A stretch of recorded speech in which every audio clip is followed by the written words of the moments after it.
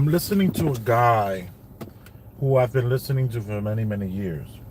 He used to have this website that turned into a YouTube channel that was, I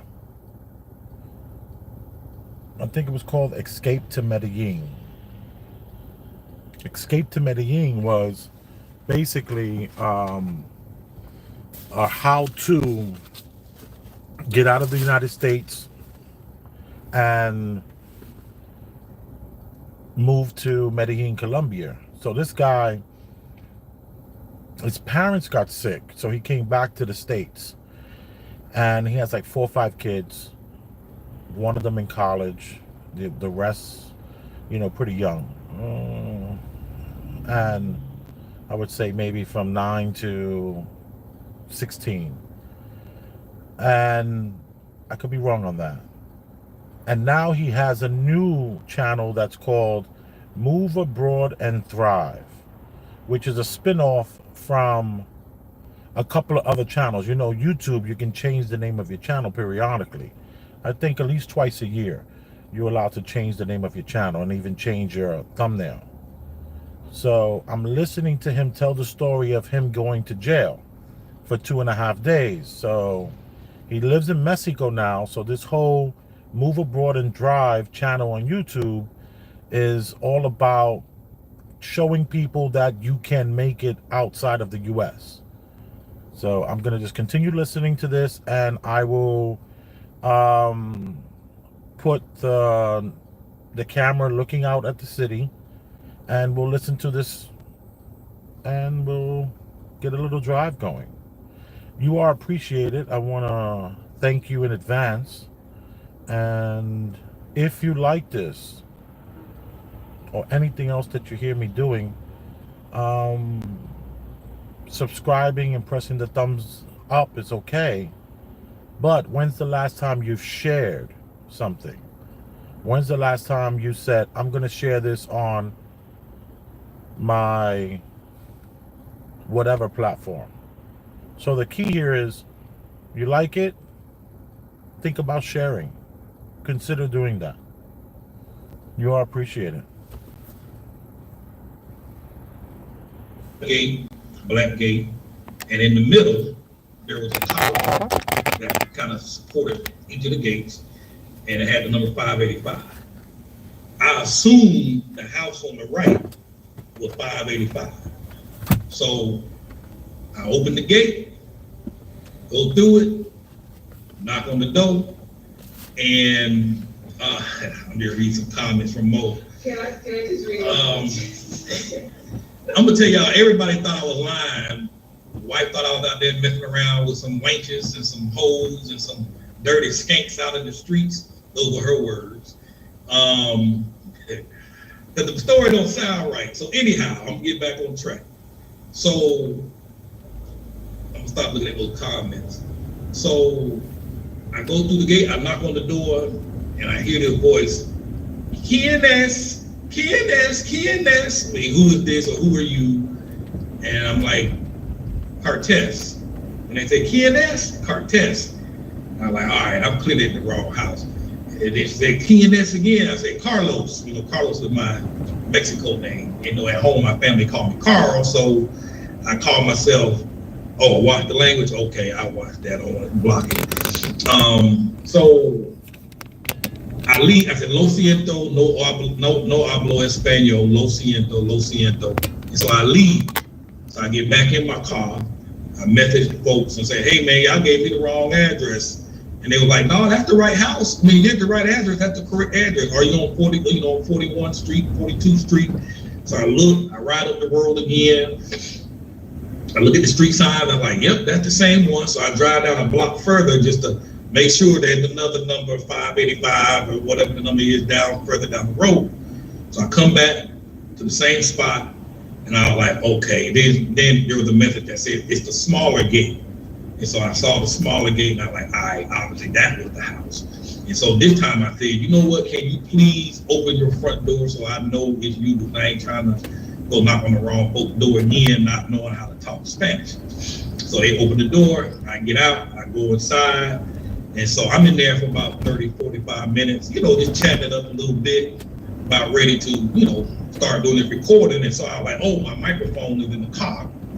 So I go back outside, open up the door, and well, before I can even open up the door, I see all these police cars out there, trucks, Jeeps.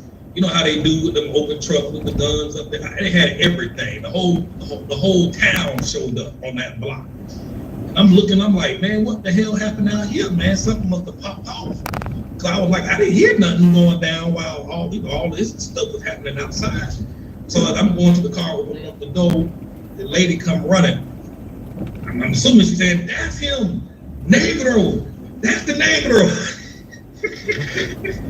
You know, Negro, they just mean black. You know, that's the color, you know, the black. So she wasn't calling me no N-word or nothing like that. And so the husband, he come running behind her. Yeah, yeah. I'm just assuming he's saying, get him, got him. You make up your own translation when they coming at you like that. And so I'm like, so I'm looking down the street like,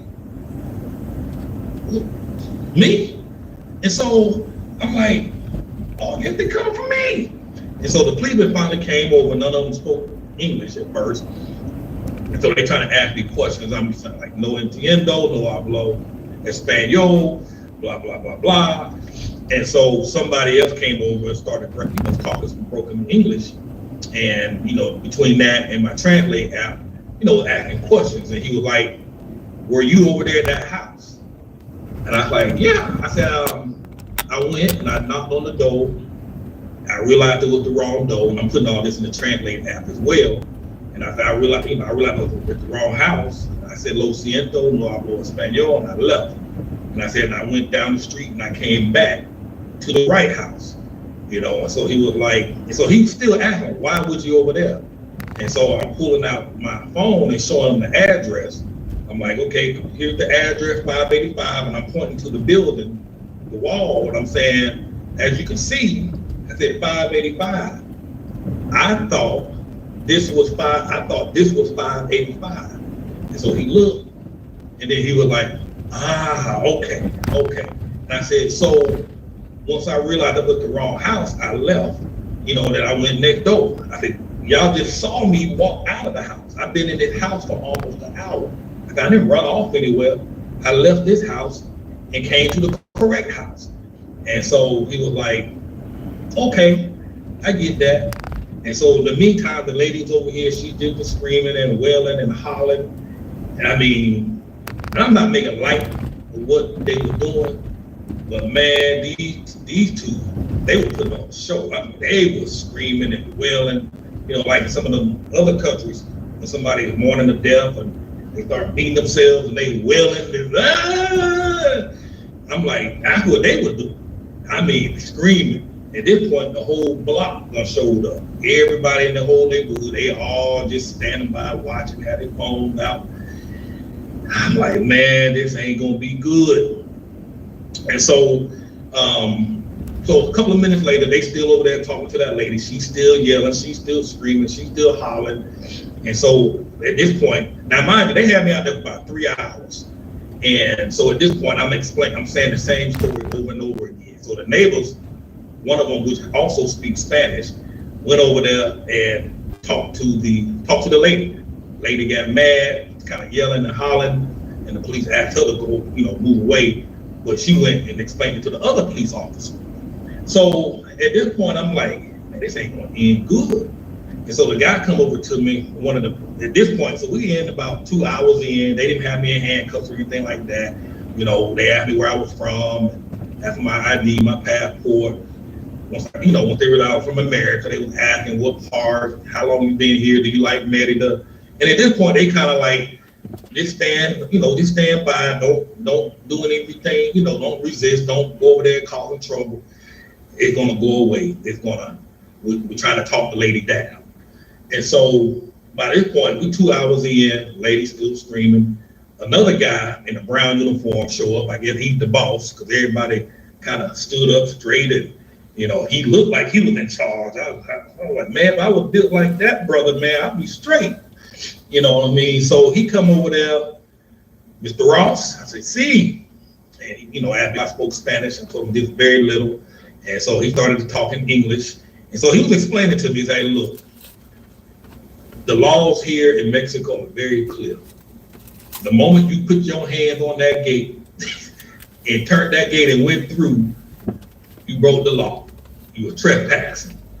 And he said, listen, we explained to the lady what happened. She ain't trying to hear it. We've been trying to talk her down for the last hour. She ain't trying to hear it. You know, so by law, because it is the law, she has the right to press charges and she has the right to file a lawsuit. And that's exactly what she wants to do. He said, so just give us a few more minutes. I'm gonna go back over there and try and chit chat with her again, see if we can resolve this, and you know, everybody be on their way. So of course, at this point, he goes, and so I'm like, man, I got this car, the rental car, the kid's passport in the car. I got my debit cards, I got my money in my pocket. I'm like, man, I need to get this stuff out of my possession just in case I go to jail. I don't need none of this stuff coming up missing. So I messaged David. I'm like, hey, dude, can you come pick me up? Come by where I'm at. I sent him the address. This is where I'm at. Man, can you come? I think I'm going to jail. And so he was like, what? And I'm like, I don't know. I think all these guys you hear in the background, that's the police. They taking me to jail tonight. And so he was like, I'll be there in 10 minutes. And so he got there. You know, the cops explained to him what was going on. And then he went over there and tried to talk to the lady. The lady ran her mouth, and again, the cop was like, all right, that's enough talking. She's done. And so, you know, so the cop came back over there. He's like, man, I'm sorry. You want to stay with us for a couple of days. I was like, I'm like, dude, this was an honest mistake. Y'all saw me come out of the house. It's not like a thing where I'm breaking in and trying to run and hide. Y'all saw me. Y'all have been out here for almost an hour looking for me, and I come out of the house I was trying to get to. Still wasn't hearing it. And he understood. I mean, he really sympathized, and he really tried to talk that lady down. For whatever reason, she wasn't hearing it. Now, the only thing I give grace to these folks, I ain't even mad at them. What I believe happened, because the only person I heard asking who is it at the door was that girl. I assume she was probably like 13 or 14 years old. And I'm just assuming now at this point, there was an extra car in the driveway when in parking in the streets when I came out the door. I assumed she was home alone. And, you know, she saw this big old dude coming through the door, knocking on the door, coming through the gate, knocking on the door, and she got scared. Like, why is this man coming in through the gate? Why is he banging on the door? I'm asking who he is. I don't know who this guy is. So I don't know if something traumatic happened, or they lost a child, or someone was abused, or whatever, and they just overly protective. I'll give them that. You know what I mean? Even with the story, I give them that because I understand. Little girl home alone, dude knocking on the door. She probably called mom and dad. They come flying home. Everybody's up in the roar about who was trying to break in my house. Why did this man come through my gate? You know, so I give them grace on that. You know, but once the story was explained 30 different ways, you know, I just kind of wish they had given me a little bit of grace, but they didn't. You know, so they so before they locked me up, I sent the message. You got that? You got that audio clip? Yeah. You want to play it? Okay. I'm gonna play the clip I sent. Because I tried to call, they didn't answer the phone. Tried to call my wife. Now I tried to call my daughter. They ain't answer the phone, so I left a message on WhatsApp. And his voice was like he had been they crying. go hear my voice. Man, please, stop on that line. It's right here. All right, I want to see if y'all can hear this. Cause I'm calm. I don't get all flustered. Hey, I'm sending you David's phone number. Send you David's phone number. I'm gonna send you my debit card to him as well. Look like I'm going to jail for a couple of days. Went through somebody's gate and knocked on the wrong door, and so police is here. The lady's filing a complaint. So I'm gonna be gone for a couple of days. You hear that? don't know if y'all able to hear that. Hopefully y'all were able to hear that. So anyhow, at this point, unbeknownst to me at that time, David had made his way there, and I'm just playing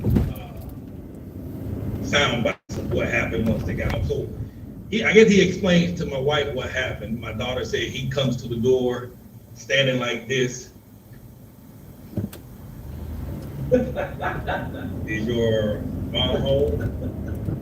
I have bad news. And so now Haley talking about she thinking I'm dead, thought I died. And so Kim come downstairs. I'll let her tell her. You don't want to tell her? So We go have to get up here, Sean. Natural law back in. Ain't nobody gonna judge you with your dome.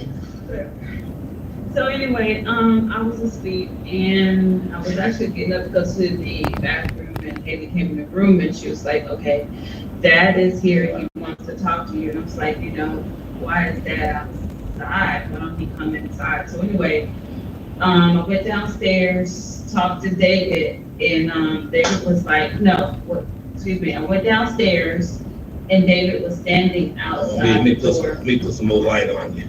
You stop crazy. Yeah. So anyway, he was like, I need to talk to you about your husband. He's been detained. And the way that he explained the story, it was like this big man he just came to someone's house and just walked in. And it did not make sense. I'm just gonna be honest. I'm like, do you realize how crazy this story sounds? Do you realize that I'm not believing this? And I'm like, what in the world? What was he really doing? Where was he really at? Even I called my mother-in-law and I told her, she was like, what was Carl doing?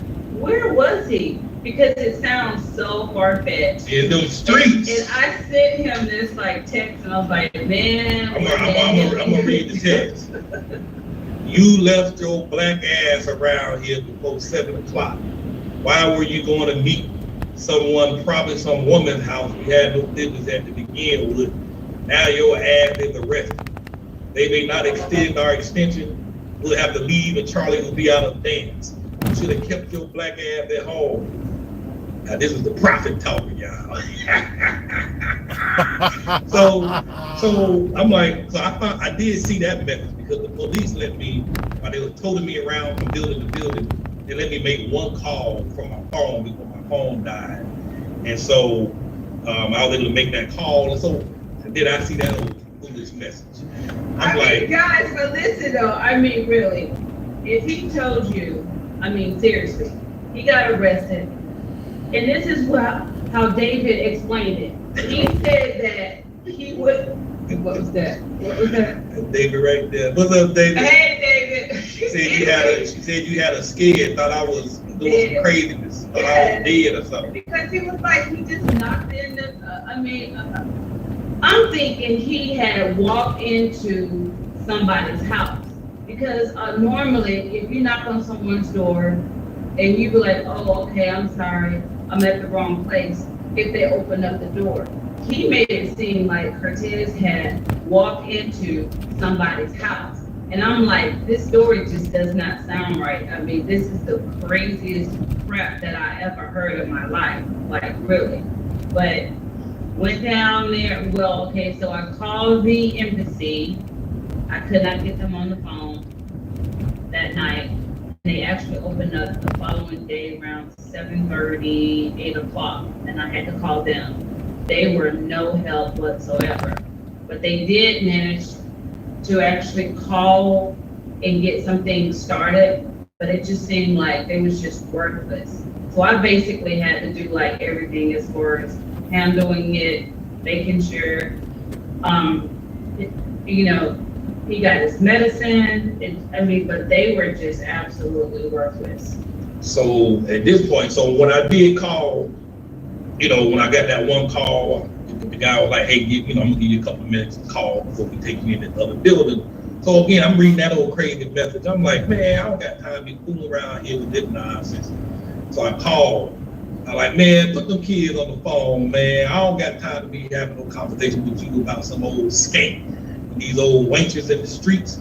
And so so I talked to the kid. I like, look, hey, I'm gonna be in jail for a few days. Your daddy, I don't listen to a damn thing your mama saying. When I get back home, I have a report print for you to read for yourself what went down. I know she over there talking crazy. You know what I'm saying? So that's how that went down. So I got off the phone with them, and I told her, I said, look, woman, I'm gonna tell you one time. I wasn't up to no doggone good, and I'll see you when I get out. 3 days or 35 days, I'll see you when I get out. You know what I'm saying? So at that point, I was glad to go to jail. Like, man, I don't got time to be fooling around with this woman. This will be 2 to 3 days apiece. And so that's how that went down. So moving along, so I get to the jail, and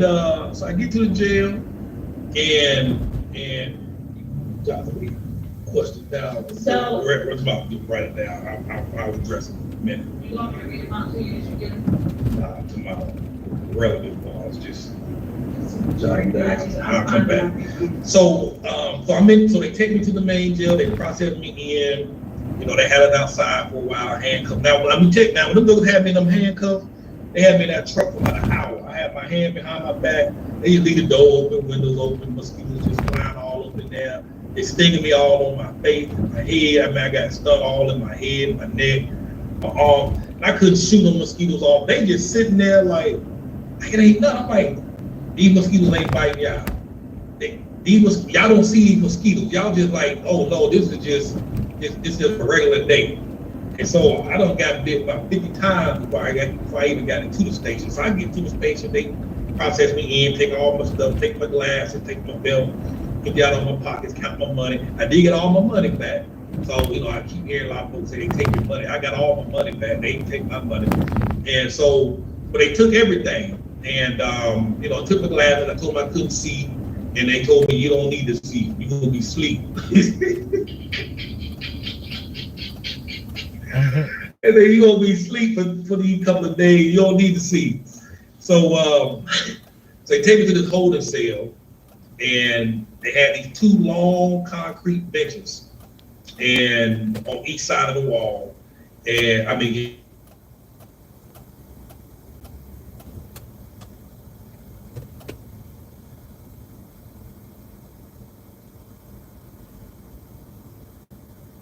I have no idea what just happened. Maybe he stopped his live. Probably that's what happened.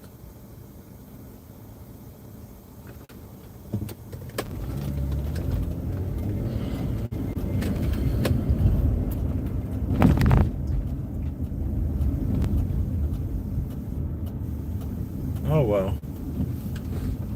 Que sera, sera.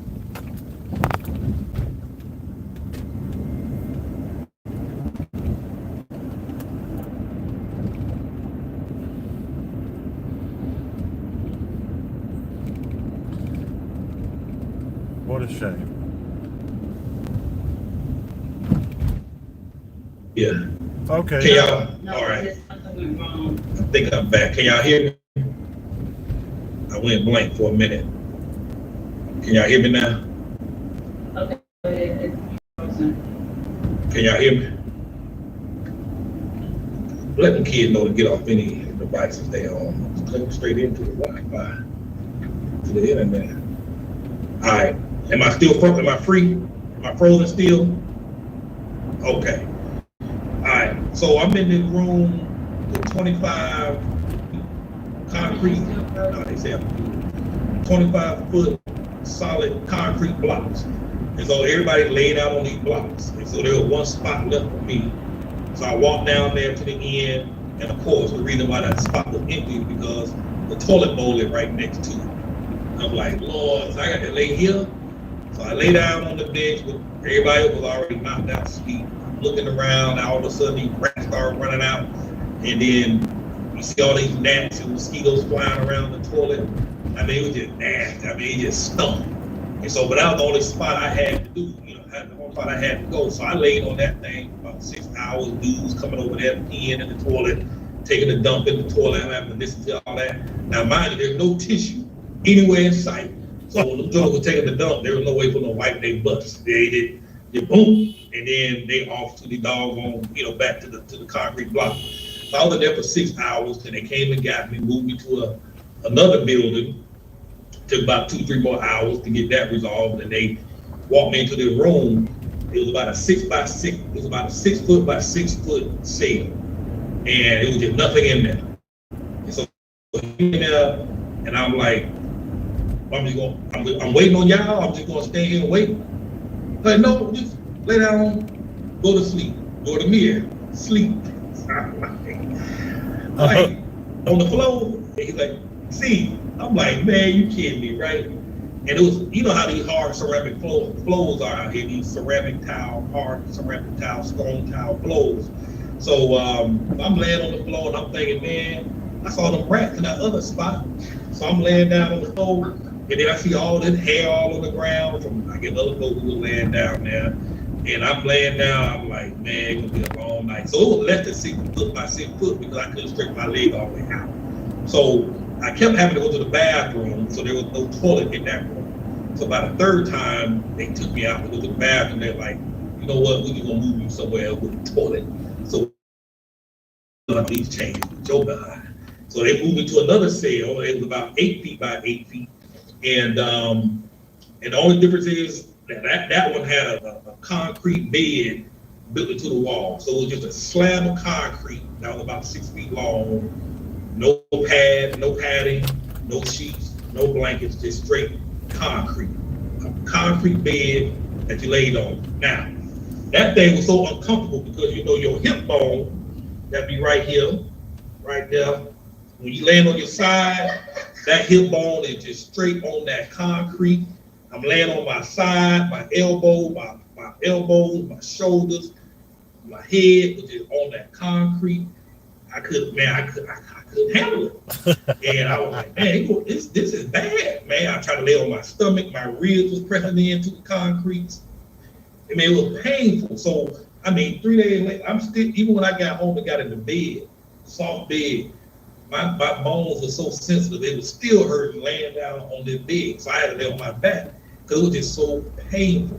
So I was like, my God, this don't make no sense.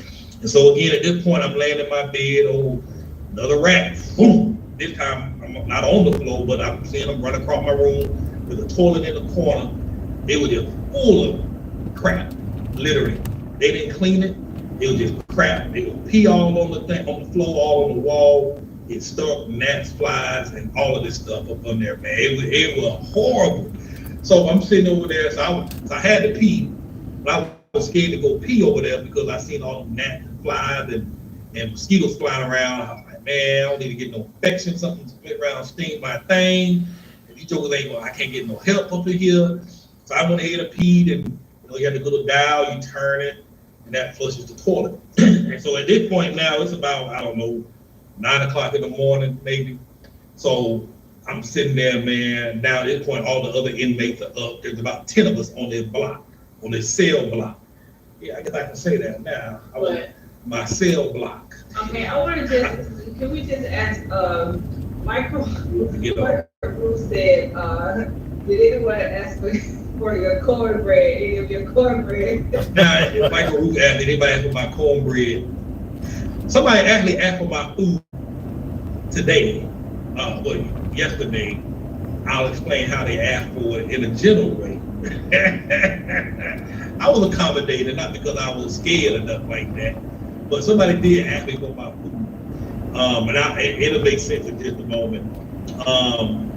So wake up the next morning, everybody's awake. Nobody spoke English. Everybody spoke Spanish. They were trying to talk to me. I couldn't talk. And so, everybody was friendly. So at this point, the guy across from me, he was this short, fat guy with a big old belly. He didn't have his shirt on. had his feet propped up. He was sitting on the bench and had his feet propped up on the sails, on the bar, on the sail bar. And he was just, I'm like, what? Just spitting every 15 seconds. Just spitting on the floor inside of the sail. And I'm like, man, if he doing that in his sail, what the heck did these jokers do in this sail? So now at this point, I'm getting disgusted. They just literally every 15 seconds. And so I'm like, all right, this dude is disgusting. And so at this point, I was thirsty. I hadn't had nothing to drink. I ain't had no water. And so the man walked in the box. So what happened is when the inmate in the cell wants some water, they'll yell out, agua, agua. And then somebody with a pitcher of water come down, they'll pour you some water.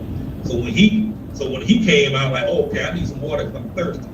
So he came to my cell, motioning for me to get my cup. And I was like, I don't have no cup. Nobody gave me no cup. He said, a fat kid across the hall who was, he had a big old empty Gatorade bottle. He handed it to the guard. The guard took it, poured the water in the bottle, and he gave me the bottle. And I'm like, I'm supposed to drink this, dude. Seriously, I need to drink this. I'm like, man, I'm gonna get COVID up in this camp. And so I was thirsty, so I drank the bottle. I was so thirsty, my mouth was dry, and I was thirsty, man. I ain't had no choice at that point. You know, can't speak English to them, I guess, in that jail cell. This is what you're gonna get.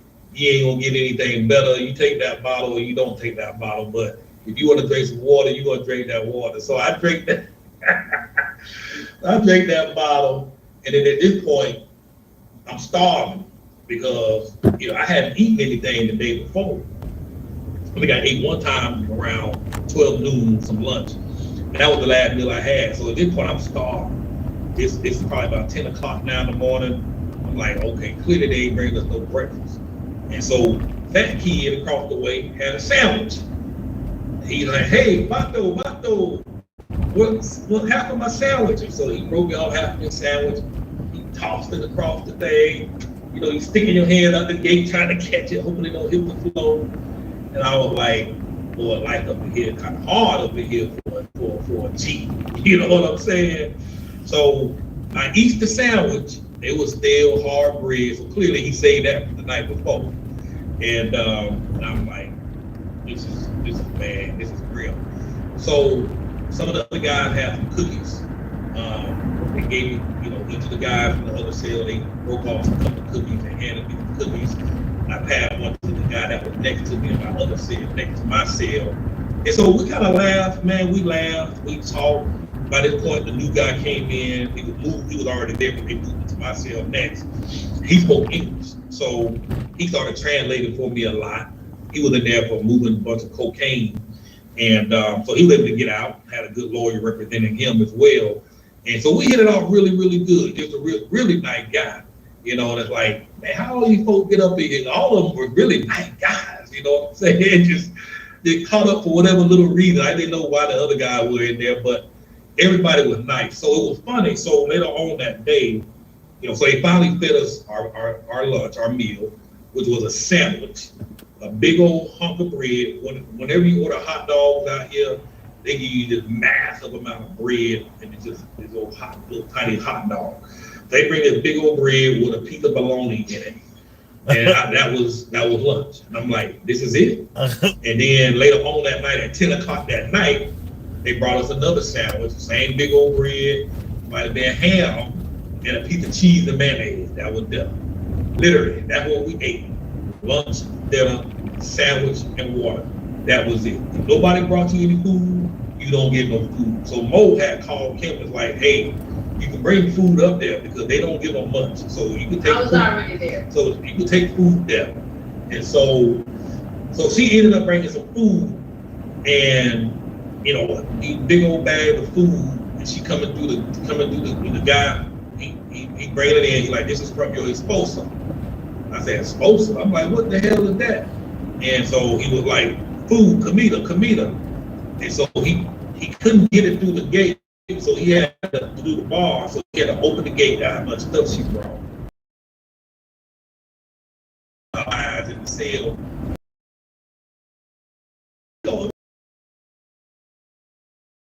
Added it all up, gave everybody some drink. Those jokers on. Now, Kim said on the second day she brought food. Said even the guards, they got all excited. Their eyes got all big because they had to go through all the food to make sure there was enough food.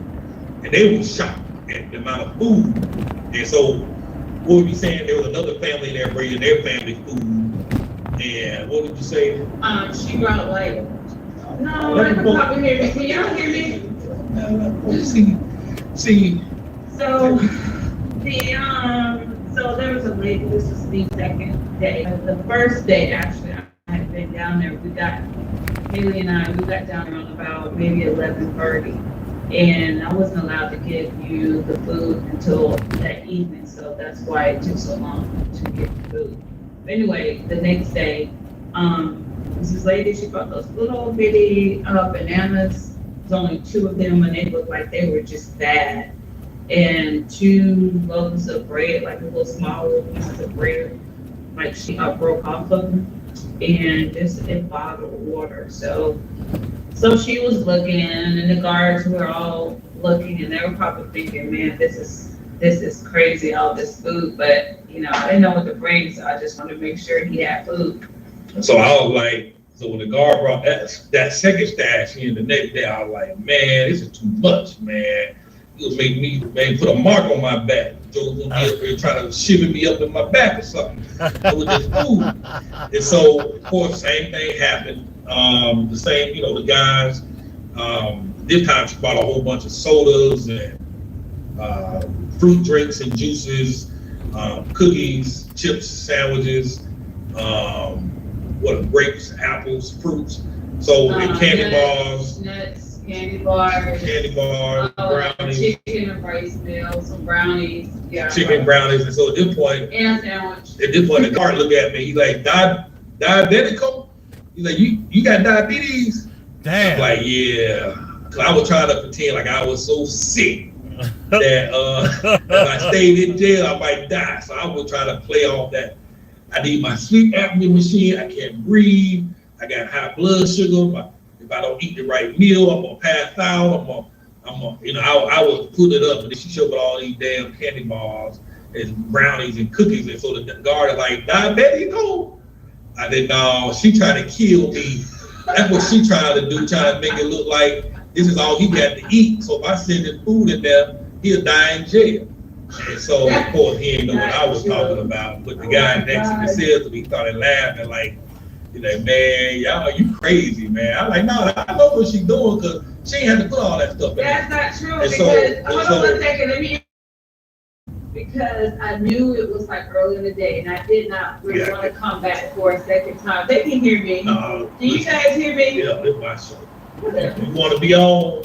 No, you need to get on in front of the camera. Anyway, the reason why I brought that much food, right, is because I didn't want to make 2 trips. So I packed like a whole lot of food so I wouldn't have to come back. And so at this point, the guy run up to the gate. I had a whole bunch more. I threw all that food. I tossed it across the cell and he gave it to everybody because I wasn't going to eat all that. Plus I had an idea that I might be getting out later on that night. So, but here's the funny thing about people, why man. Why the kid said I was trying to take you out? So the kids know how you do. So I'm gonna tell you. So there's a book I used to read. It's a marketing book called Persuasion, and there's a law in there called the law of reciprocity. Basically, it means if you give somebody something, they will always feel an obligation to pay you back in some kind of way.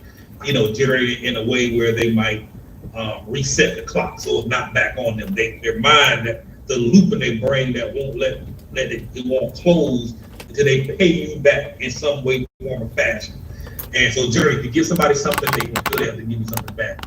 I saw that principle at work because, when the first guy gave me a sandwich and gave me some cookies, when my stuff came in, I had an obligation to kind of give back, not only to him, but to the rest of the guys. And so when my act of giving to them, so what happened the next day, by the time nighttime came along, when they brought the sandwiches back around, like 8, 9, 10 o'clock at night, each of the guys, they broke off half of their sandwich and they tossed it to me, to my cell. Just their way of saying, you know what, thanks. I got to get that off my back. You helped me out. You square with me. I'm going to give you half of my sandwich. You know, might not mean much to anybody else, but that really touched me right there. You know, I'm a touchy-feely type kind of guy. And that just blessed me in a special way because, you know, at the end of the day, we're all human beings. We all have our basic desires and desire to feel wanted, need, loved, appreciated, and all of that. You know, and I saw that. I'm just pausing this for 1 second. I'll be right back.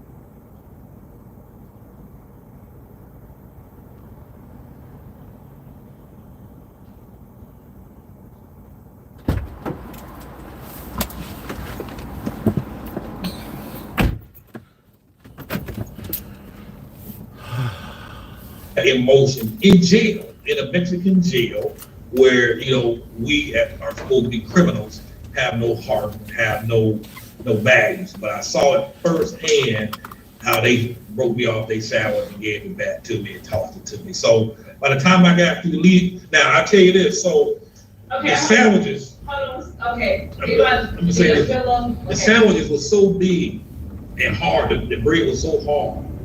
I figured out that I could use it as my pillow. So I used that sandwich. They put them in a little tiny plastic bag. I sucked all the air out of it. I wrapped, put it back in the bag, sucked all the air out of the bag, tied it in a knot, and I used that as my pillow.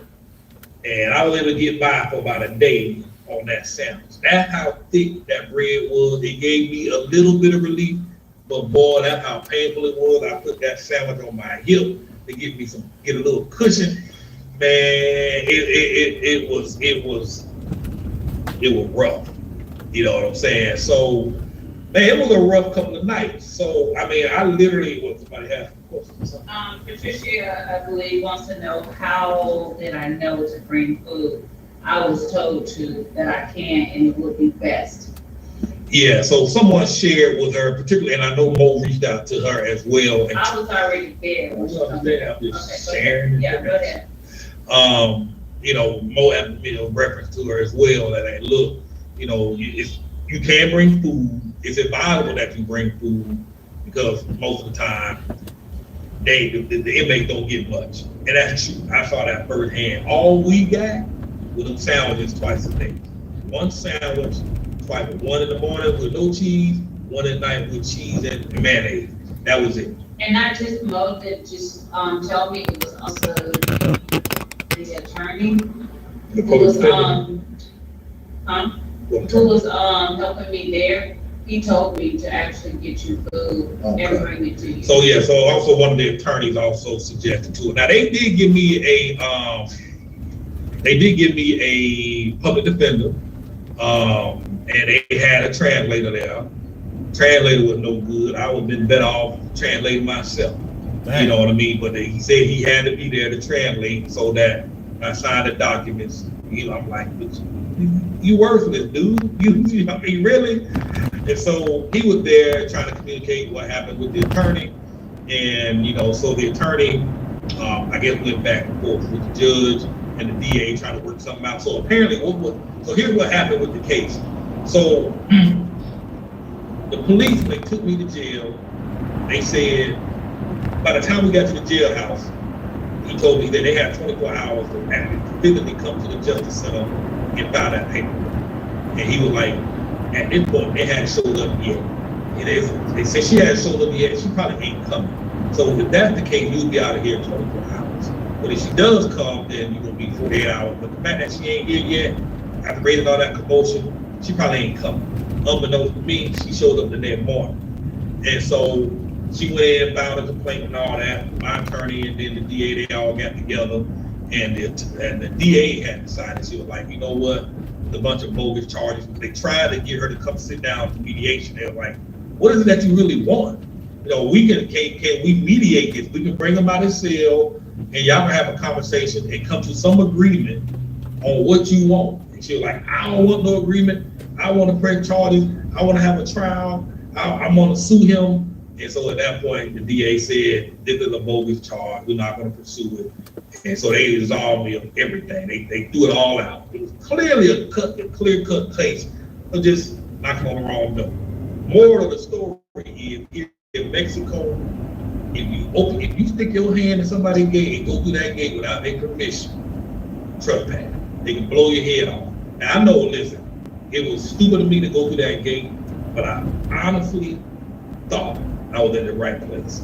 So I didn't have a concern, fear, safety in any way, shape, form, or fashion. I honestly believed I was in the right place because to me, it was marked clearly.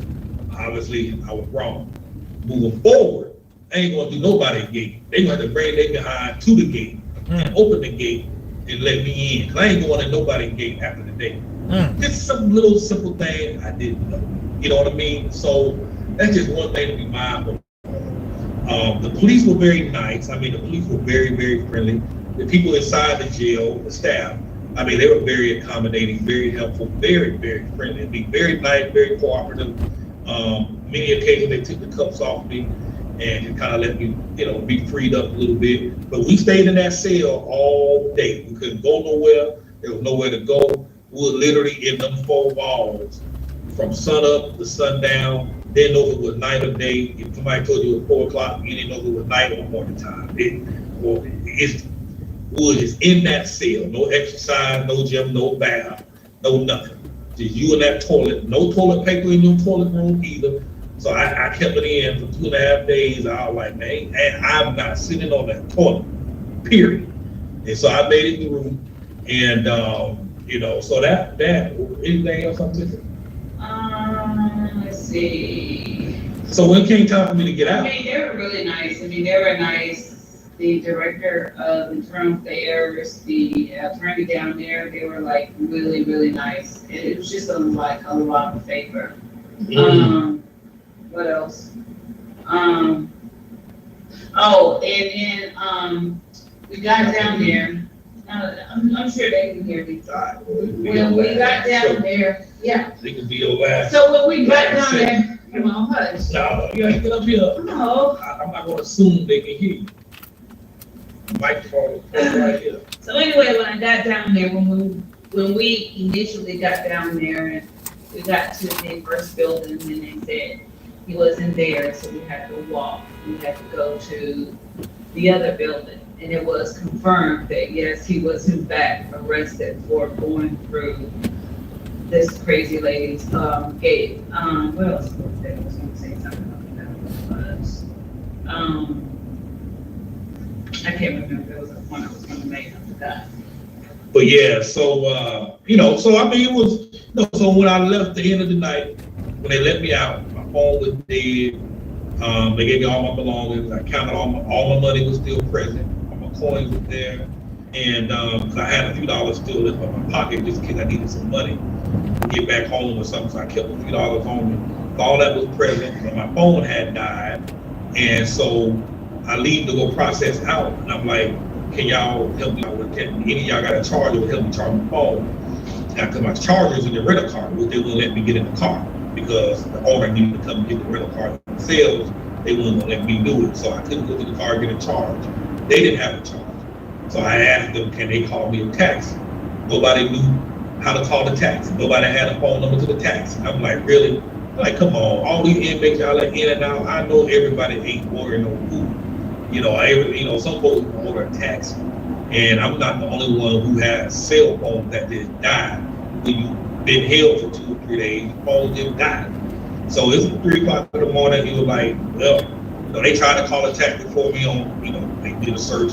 Nobody answered the phone. So he said, like, well, there's a OXO, like a convenience store down the street. You can walk down there, buy your charger. So I go there, of course, that place is closed at 3 o'clock in the morning. And so I come back up, there's a gas station there, 2 attendants out there working the gas station. So I walk up to them, ask them if they can help me out with a taxi. It took about 30 minutes to communicate what was going on. And, they did order a taxi for me. The taxi came and picked me up. It took me home at about 3 in the morning. So, it was a long night. Just making sure. If you have any questions, go ahead and. I want you to do what we talked about earlier. I want you to go ahead and invite them up if they want to actually do a live interview with you. Just kind of. I don't know how to do that. Questions. So just share the link and put it in the comments, and they can copy it and they can come online and you can invite them. Share screen. All right, y'all, bear with me. Please don't close the window. The link in the comments, and if you guys want to come on the broadcast to ask him any questions, you can. Just you guys can come up. So I just posted a link. Apparently, you can click this link. It'll bring you up on this platform. And you have to log on to the chat page. So we can chit chat with each other on screen. Everybody else will be able to see. So if you have any questions, feel free to Click the link and click then the you link. can come up. And we'll bring you up. Or if you like, just answer your posted questions in the comment box below. Okay, there's someone backstage if you allow them to just here. Yeah, there you go.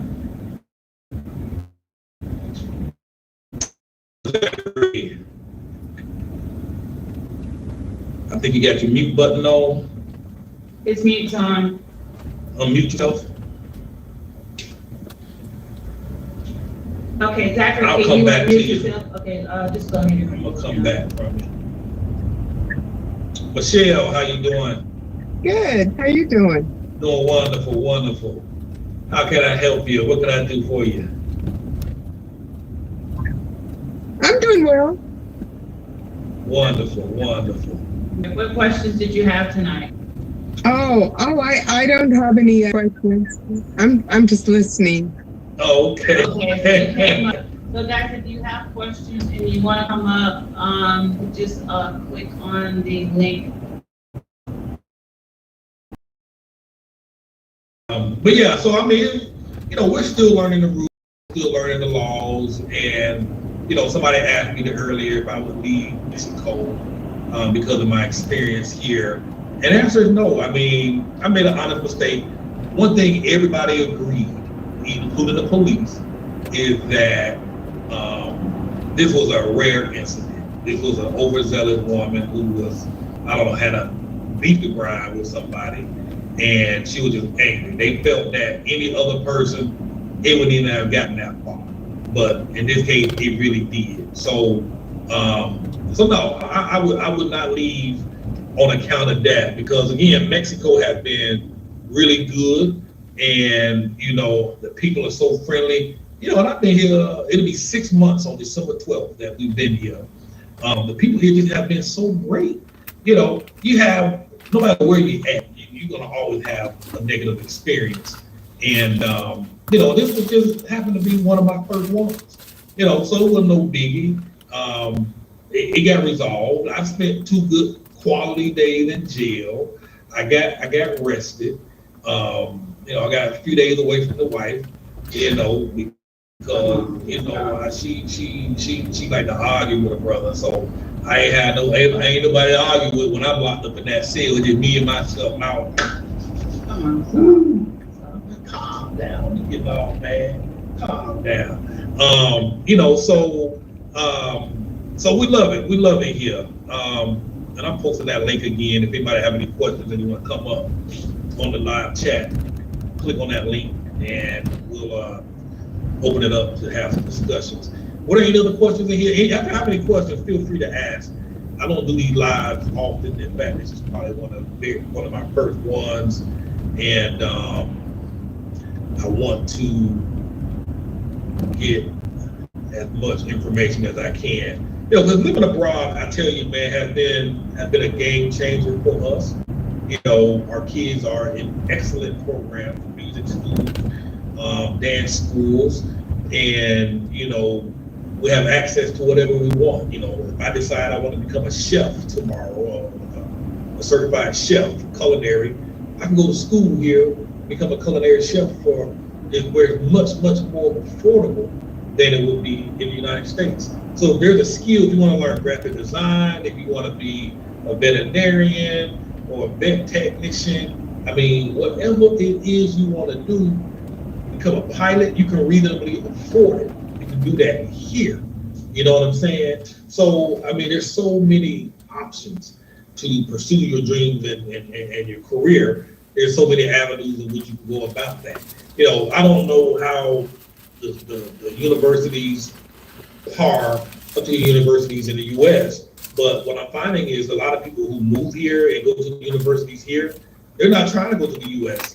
to use those degrees. They're going to other countries, where these other countries openly welcome the educate the, I'm trying to find the right word, welcome the credentials that these people get from the universities here. They're not necessarily having to take another year or 2 of school to get caught up as that would be necessary in the U.S. So, you really have a lot of options available to you. 6 months in, I'm still loving the place. I don't see us leaving no time soon. At least 4 more years before the little one is done with school. Give her an opportunity to pursue this damn thing as much as possible. And got somebody up here, Mr. Michael. What's going on, my man? Not much. How you doing? Doing well. What I wanted to say was, I don't have a question, but what I wanted to say was, I empathize with your experience. I hate that happened to you, but I would rather go through that than have to deal with law enforcement in America any day. Exactly. Stop it. When I say the police were nice, these guys, the whole time I was out, it took about 3 hours outside. They didn't put me in handcuffs until the absolute end. And even when they put the handcuffs on me, he regretted it. He was like, I'm sorry, I have to do this. And and for 3 hours, they tried to bring that lady down. They tried to bring that escalation down. And at that point, they were just frustrated. It's like, you know what, she ain't budging. We got to do it. But they were so pleasant. It blew my mind how pleasant they were. Like their hands were tied. They probably didn't want to do that, but they had to do what they had to do. Exactly. So that was my first experience with law enforcement that close. Literally up close and personal, even down to the part in the jail, in the detention center. Now, I imagine the real prison might be much more different, but at the detention facility, they treated us with respect.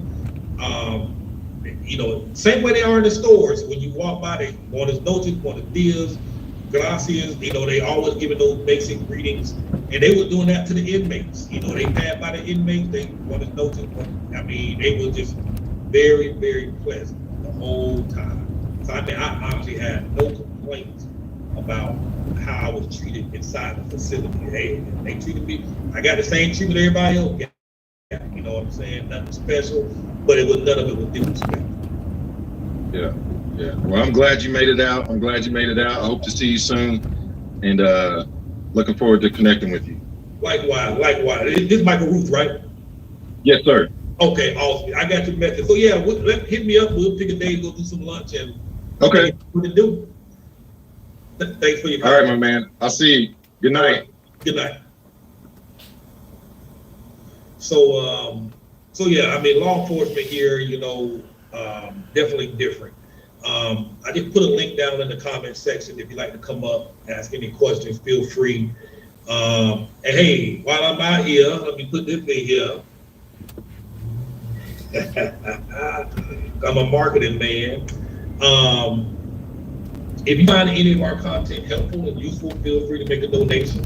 My Cash App is the $ Cortez Ross. I put it in the comments below as well. And you know, the folks that, you know, went to bat for me, David, Mo, a couple of other folks. We're going out to take them out for some nice drinks and get some margaritas.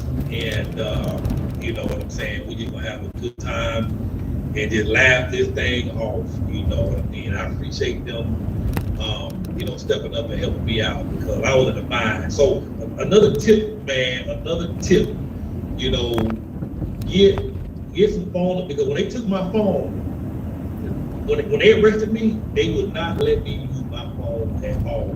Like I said, there were 2 other guys, and they were taking me to the next holding box. They were nice enough to let me get my phone out and make a call. But they would not let you use that phone. I couldn't make a phone call while I was in there. Might have been a communication issue, I don't know. I can't imagine that. But they wouldn't let me make any calls. They wouldn't let me write any phone numbers out of my phone. So, and then again, when my phone died, it was dead. So I was thinking the other day, I'm like, you know what? I'm about to develop something, come up with something, you know, where I can put some phone numbers or something on the backside or some kind of case of the main phone number that I need to be able to get a hold of somebody. Because, you know, with this technology, we don't memorize phone numbers.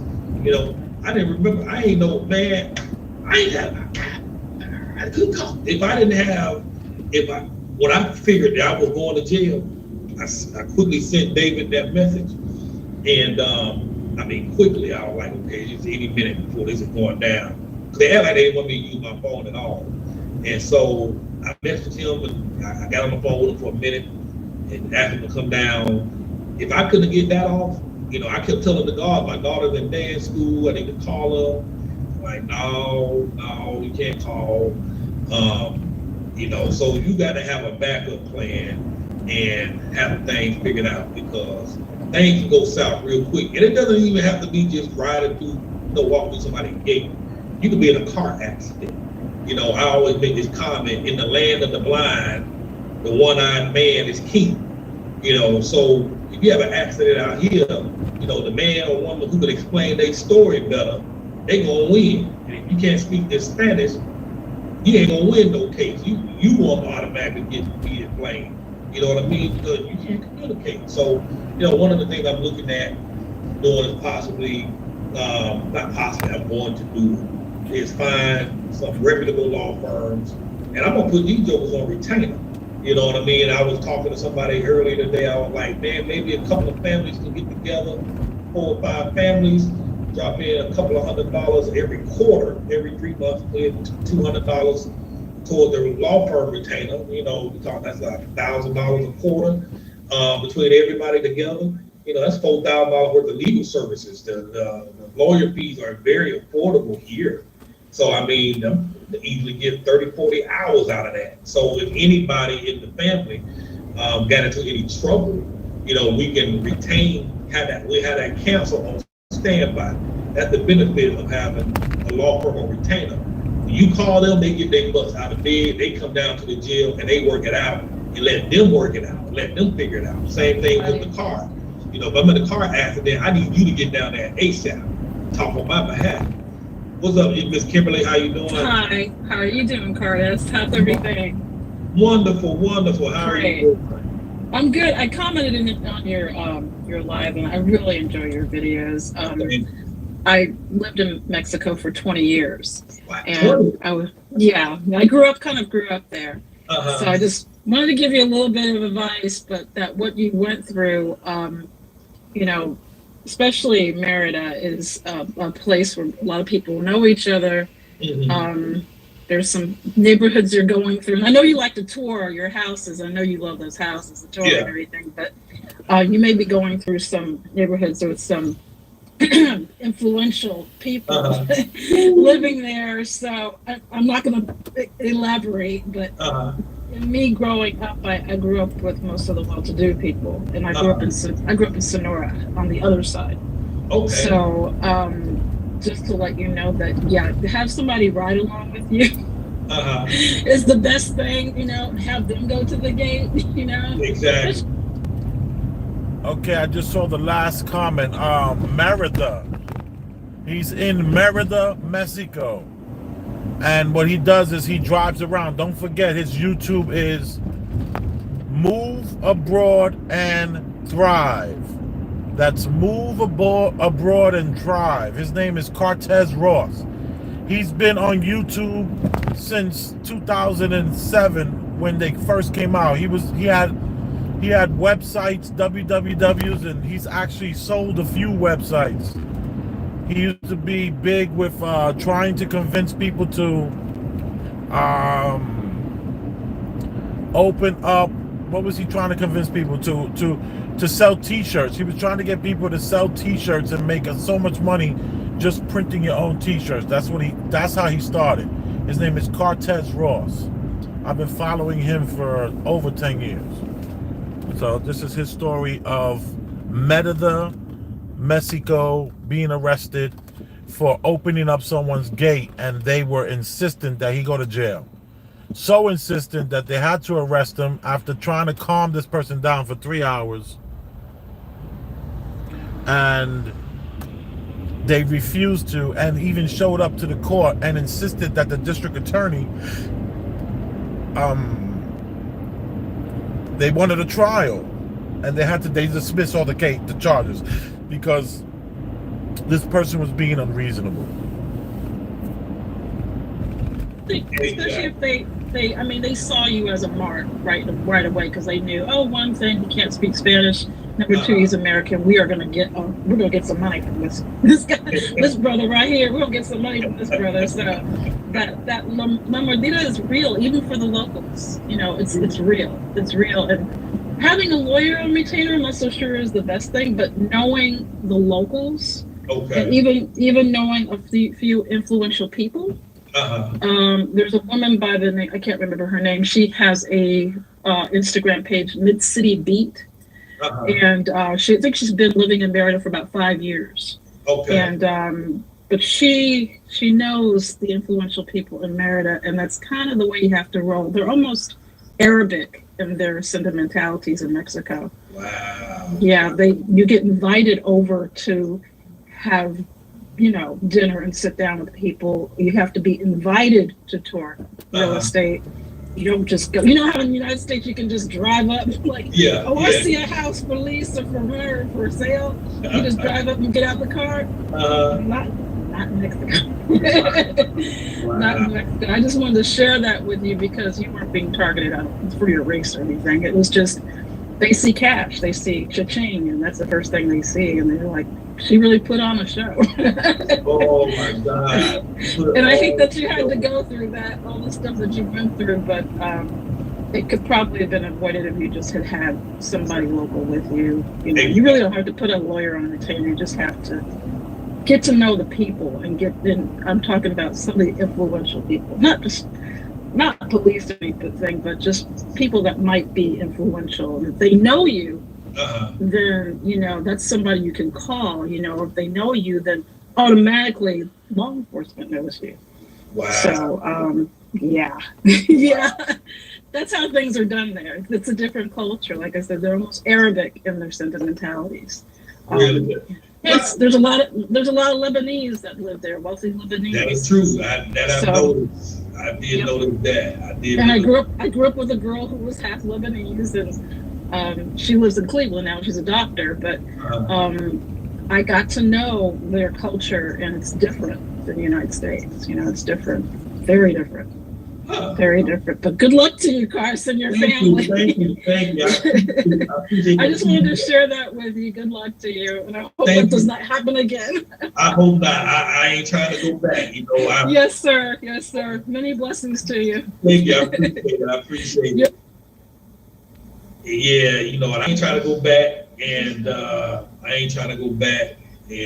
you know, but you know, if I need another 2-day break from home, I'm gonna call the police myself and say I walked through my own gate. Well, we don't even have a gate. And come get me. So anyhow, I appreciate that comment from Kimberly. You know, I've had quite a few people send me messages asking if I could, if I felt it was because I was black. And I don't think it was. I didn't get that impression. I really genuinely got the impression that the young girl was scared. And I do believe when they realized I was not from there, more so American, that it was an opportunity. That's the impression I got. I honestly don't think it had anything to do with my race. I have quite a few people ask, you know, we do stand out. And I tell you this all the time, people ask me, when people walk up to me and ask me, where are you from? You know, but the lady heard me talking, and that's when she realized I spoke English. It was probably American. But until I open my mouth, nobody ever assumes I'm an American. It's after I tell them that I'm an American, and they just, you know, I don't know, I guess maybe they think I'm Haitian, maybe they think I'm Cuban, maybe they think I'm Colombian, maybe I'm thinking I'm from south of the border. But the last thing on their minds is to expect that I'm an American. If only once I tell them that, their face light up, they start engaging. Where are you from?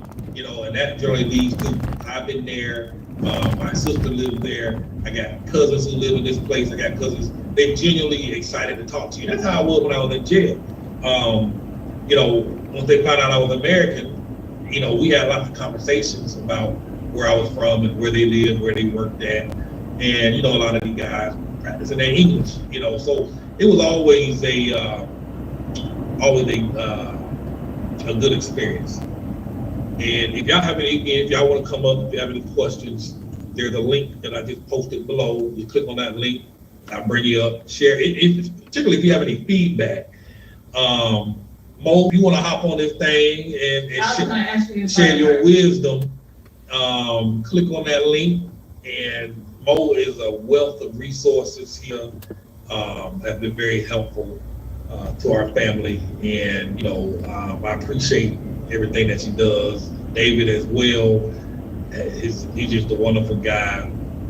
He helped us find our first home, and you know, so I'm very grateful to the folks that I've met. God put these folks in my path, and you know, I'm just very grateful. So if y'all have, you know, any feedback, any experiences, please jump on the thing and share. Hopefully we can get Mo on this thing to come up, share some information. And you know, so yeah, it's crazy. Just scroll through, see if there's any Could other. you address Hey Asia, how you doing? Here, I'm just saying questions, statements that Renee Sheevis.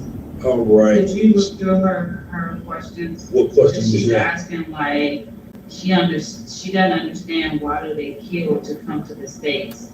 Basically, you know, if it's so great. I think like a lot of people have a lot of misconception about Mexico.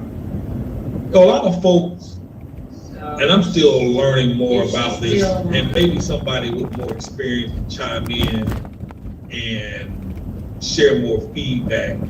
You know, a lot of people tend to ask, you know, if Mexico is so great, you know, why are they running towards the United States?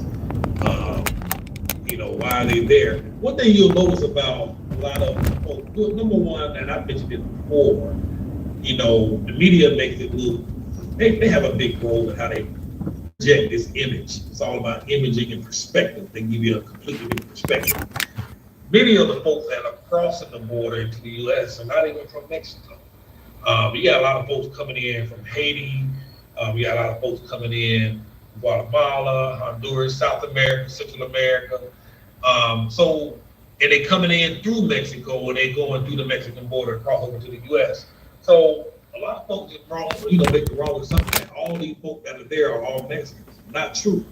And if you look at Mexicans that go to the United States, if you'll find most of them ain't really trying to live there. Many of them, they work for months at a time, send their money home, they come back, buy a house. They ain't trying to buy a house in the United States. They ain't trying to stay there. They get some money together, and they trying to, who wouldn't do this? I mean, if I had an opportunity to go across a border and get $20 for my $1, I'm gonna go do it. I got family, I got kids, I'm gonna go where the opportunities are at. You know what I mean? So, I mean, do I blame anybody who wants a better life? No. Is there a legal way to go about doing it? Yes. But man, when you hungry, I have a different mindset after sitting up in that jail for 2 days. When you hungry, man, when you thirsty, you gonna drink water from a dude who spitting on the floor. So when times get desperate, and times have been desperate, you do desperate things. So, I'm not one who's gonna judge anybody who trying to provide a better quality of life for their family. I mean, like, if you can get it, go get it. I mean, even us, we're here. I believe that I can provide a much better quality of life for my family here. I just so happen to have US dollars that gives me that privilege and that opportunity. But, I'm only an American because I was born there. You know what I mean? So I have that privilege of being born in a place where my dollar is much greater and I can buy much more with my US dollar, my blue passport. They give me privilege. I oftentimes hear back in the States about privilege this, privilege that. We have privilege here when you got that US passport, you got a whole US embassy here on your behalf. If you get into some serious trouble, you know what I mean? Privilege. That's all this is. I am privileged. I have privilege, and I'm using my privilege to make a better quality of life for my family. So me personally, I have no problem. Again, go about, if you can go about it the legal way, and but sometimes circumstances call for dire risk. And I'm an entrepreneur. I'm all about risk. I will do what I need to do to make sure my kids have what they need in order to get ahead and have a much better life than me. But that's me. That's me talking. What you ready to say? And hold on. If y'all have any questions, post. Here's a link. You got to come up if you have any comments. Got any information you'd like to share? Click that link. I'll bring you up on the broadcast. I think the individual Renee Shepis, I believe a lot of her, because I've been reading her comments, and I believe a lot of what she believes has been conditioned through the media. So she needs to just really, I would just say, be like open and, so open mind. Like, people just really brainwashed, and they just only know what they know because of what the states tell them, what they read in the paper, or what they saw on the news. Because even like when you told me, okay, Mexico, and I'm like, Mexico, why do I want to come here? And I got here, and it's nothing like what I thought it was. She ain't want to come. Nothing like the states have even made it out. There are so many Mexicans here who who are living better than most people in the States. I've seen Lamborghinis here in this area. Most of everyone drives Benz, what's the trucker one? I forget the name of that truck. The Land Rovers, BMWs, and it's nothing like that. So you just have to get out of this mindset of what people tell you, because it's just brainwashing. Get out, travel, open your mind. And someone made a comment here, honestly, I'm really turned off by the cops riding around with machine guns on the back of trucks. It doesn't feel welcoming at all. I do get how that can be intimidating, because they do, their National Guard folks and federal police will ride around with machine guns and with some stuff that look like a tank sometimes. You know what I mean? So I get how intimidating it can be. It was very intimidating the first time I saw it. I saw a lot of that in Colombia as well. Guys walking around with big guns and whatnot. But again, here it's a cultural thing. It's a normal thing, just like it's normal for our police to walk around with a sidearm, a gun on their hip. It's just common for them to walk around with these machine guns. And I tell you, I guess here it provides a lot of deterrence. And quite honestly, with the crime rate that we have back in the U.S. and just in many popular cities where where American citizens can't even walk out on their street. Maybe they had folk riding around with machine guns on the back of the truck. Folks be less likely to be out there acting slap food. Because I'm talking about very known, established American cities where people can't even walk outside. I remember my nephew, Deshaun, was talking, this was some years ago. He was coming home from school and got jumped by 3 or 4 kids, pulled guns on him. Now, this is a kid that's trying to come home from school, trying to go to school and do the right thing, but can't even come home without getting robbed. I mean, this is in American cities in 2021 that this stuff is going on. So if it takes somebody riding around with some bazookas, hey, I'm all for it. I know we want less police, but our crimes, our statistics show that what we got going on ain't working. Maybe at some point we need to start throwing jokers up in jail and leaving them behind up in there. Well, we know for a fact that these crimes have been committed. You know what I mean? So deterrence deterring crime by doing certain things go a long way. Like health. There's some preventive things you can do, prevent from getting sick if you knock it off early. So that's the same thing with crime. Mo said, and I wish Mo would come up. Mo, please come up. Mo said that night that they took you down, it was only one person that night who got arrested. Guys, one person in Merida, the entire city. Now, can you say that happens in the state? Mo, please come up and share this information. Please click the link and come up and share that. Yeah. One person got arrested that night. And Renee just posted, Mexico is one of the #1 retirement spots on the planet. It's just so confusing to see people flood the U.S. from there. It is a nice spot, or a nice sum, because it is the #1 spot. That's another thing. You'll find that so many folks from other parts of the world flood into Mexico. It is a haven. This is where they come to vacation. You never hear on American television about going to vacation in Mexico. Now, you might see some ads ran for come to visit Cancun, but these are resort agencies getting cuts of commissions off of folk buying tickets.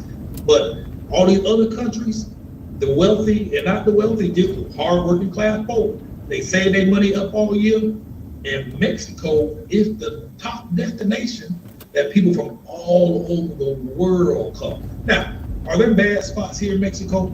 Absolutely. Are there bad spots in the United States? Absolutely. You know what I mean? There's bad spots everywhere.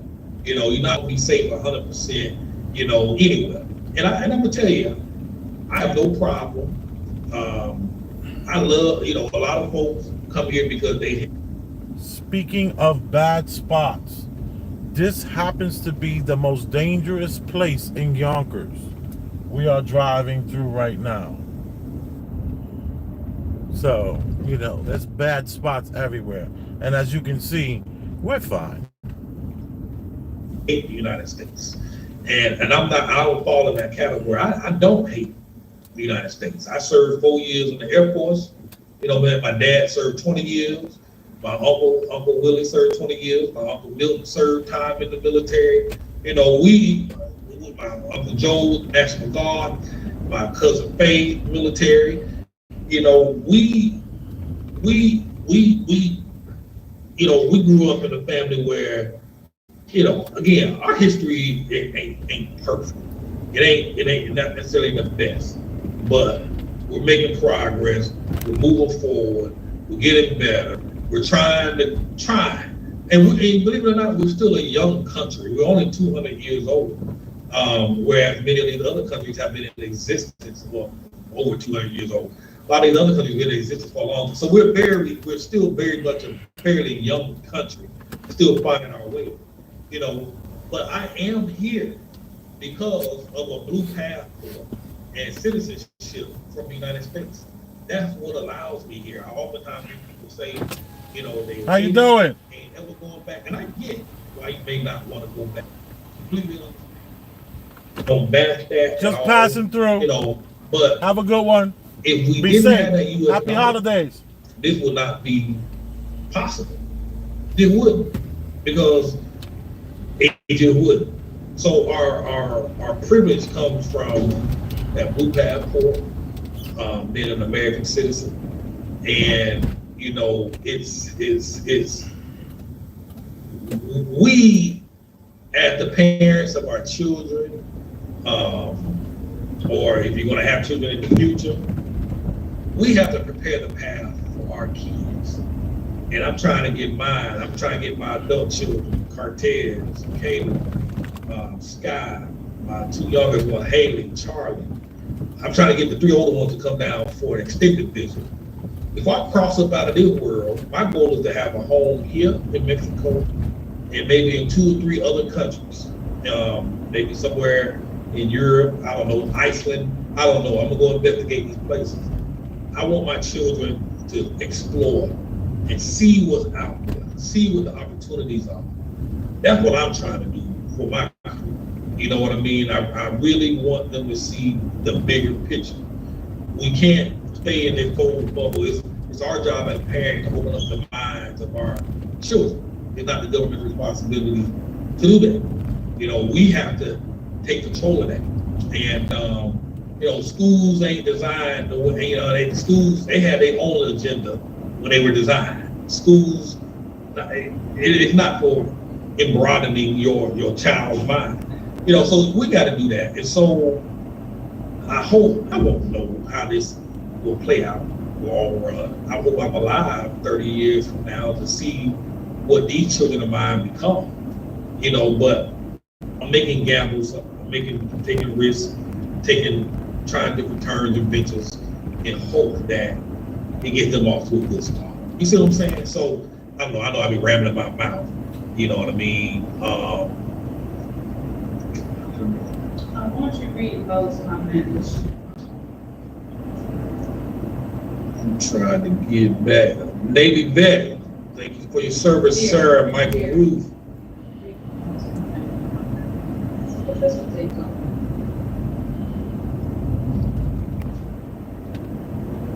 But yeah, so I'm just looking at some statistics. Most in this posted this. Only one person was arrested for a serious crime that night. His name was blah blah, and he was not a black gringo. And this is from a city of 1.2 million inhabitants. I mean, the crime here, you know, serious crime is very little. You know, they do have petty crime. They was, you know, leave your wallet out, somebody gonna steal it. You know what I'm saying? You know, but overall, man, the folks both here are pretty nice. I hear folks are quick to sue over minor things. It's pretty whack.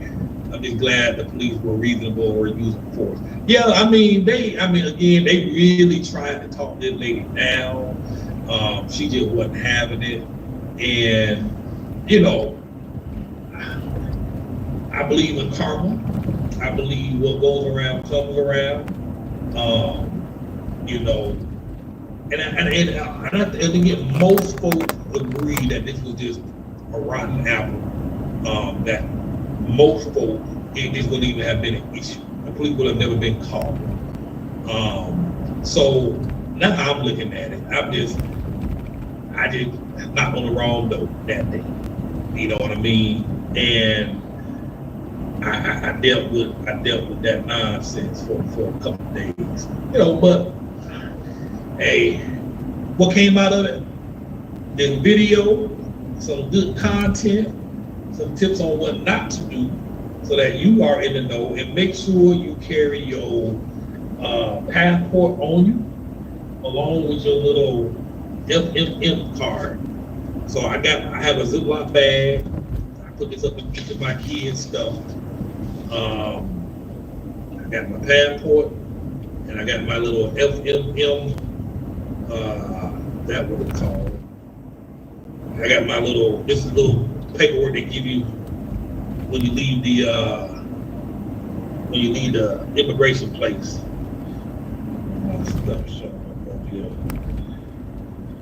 It's the stuff they, you know, so you got to have this on your person when you walking out and about. If you don't have this, and you just have your passport, you run the risk of being behind taking the immigration.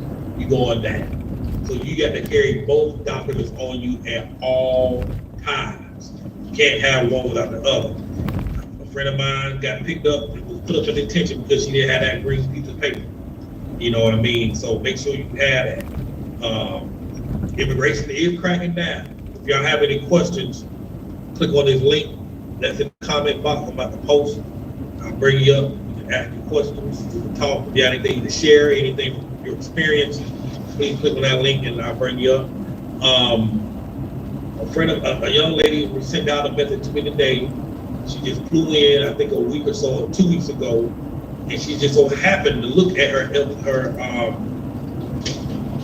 let me see what the name of this thing is. She just so happened to look at her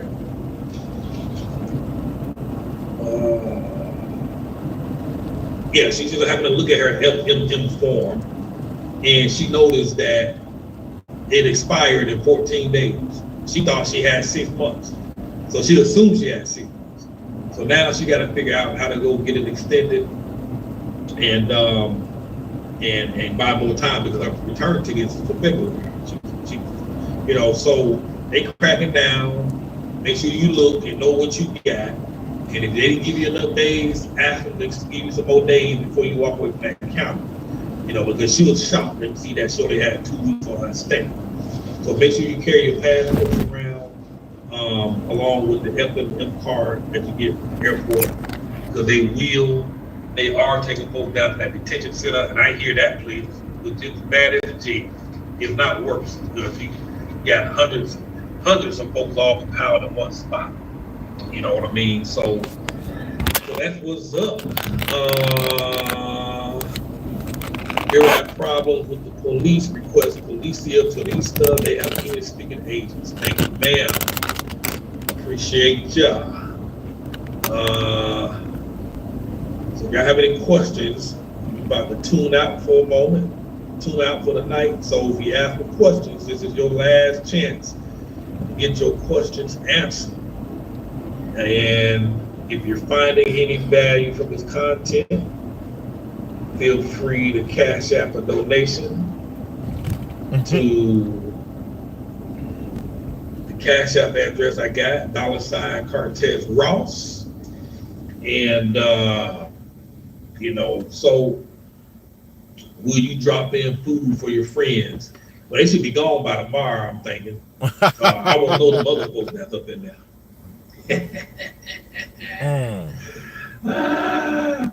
Yeah, you know, Lavelle says Mexico is going to be a superpower economically in the future. Believe it or not, they currently have the number 15 largest economy worldwide.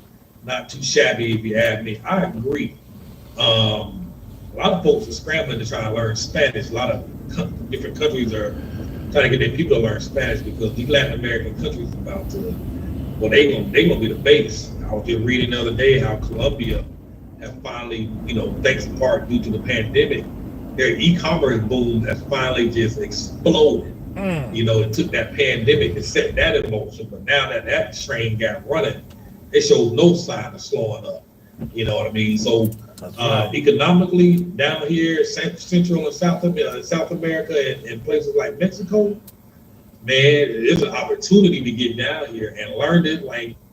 Yeah, that's a fact. I have a friend that lives in Colombia, and she was telling me how she's working for a company based here in New York, and they're paying her the exact fee that she would be getting from Colombia, which was something like $500 a month, or at least I think she's getting $500 a month.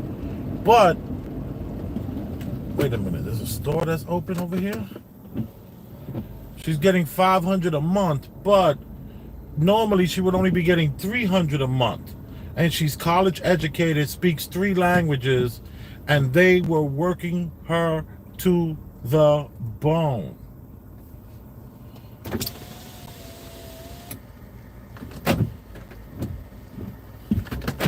Well, this looks open.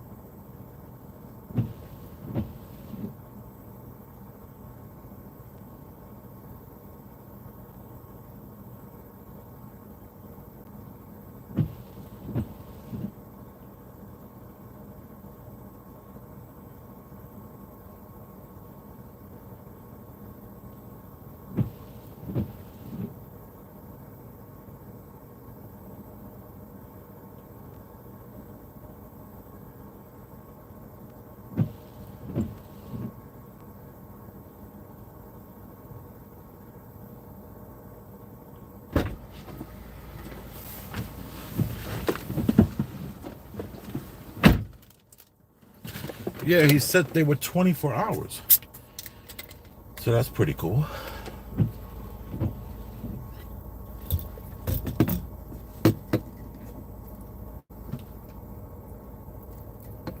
$2.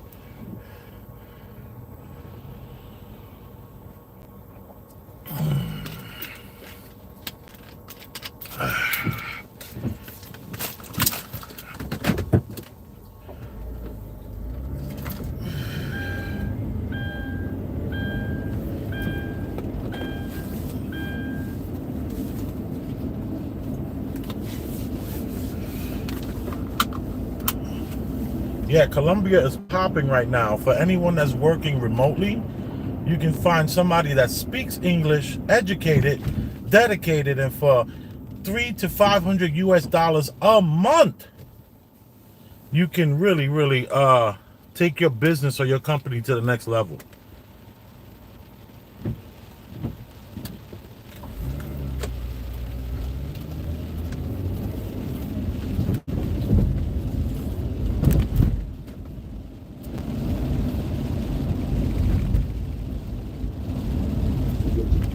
Build businesses down here, get your feet on this ground floor, opportunity as this economy starts to explode, and make some things happen.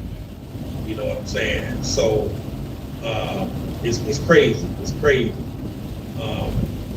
Belltown Daisy says, get out of the matrix. You apply for temporary residency. The monthly income of about $1,800 to $3,000. Not accurate, depending on the cost. True. I mean, it's simple to get here. It's simple to get here. So unless y'all got something else, I'm about to get off. If you haven't subscribed to our YouTube channel, subscribe. YouTube.com/Move Abroad and Thrive. I periodically post more private content there that I don't share on Facebook all the time. The family is on there. So if you want some more access to more exclusive content, make sure you subscribe to that channel. And we'll make it do what it do. Why did you choose Merida instead of Columbia? Well, hold on one second. Let me answer that question. Hey, Charlie. Hey, y'all grab me one of my sodas out of the refrigerator. My diet. This is my diet. Drink some of that shit. I was struggling. I was like, God, leave me them drinks. Drinking all that water. We know you brought me some soda. Thank you. Some folks need to be praised. No, that's not. Would you stop You know, Let's do that. They want to feel appreciated more often than not. You know how it is, don't you, Kayla Ross? Yeah, down there laughing like, yeah, I know how that wench is.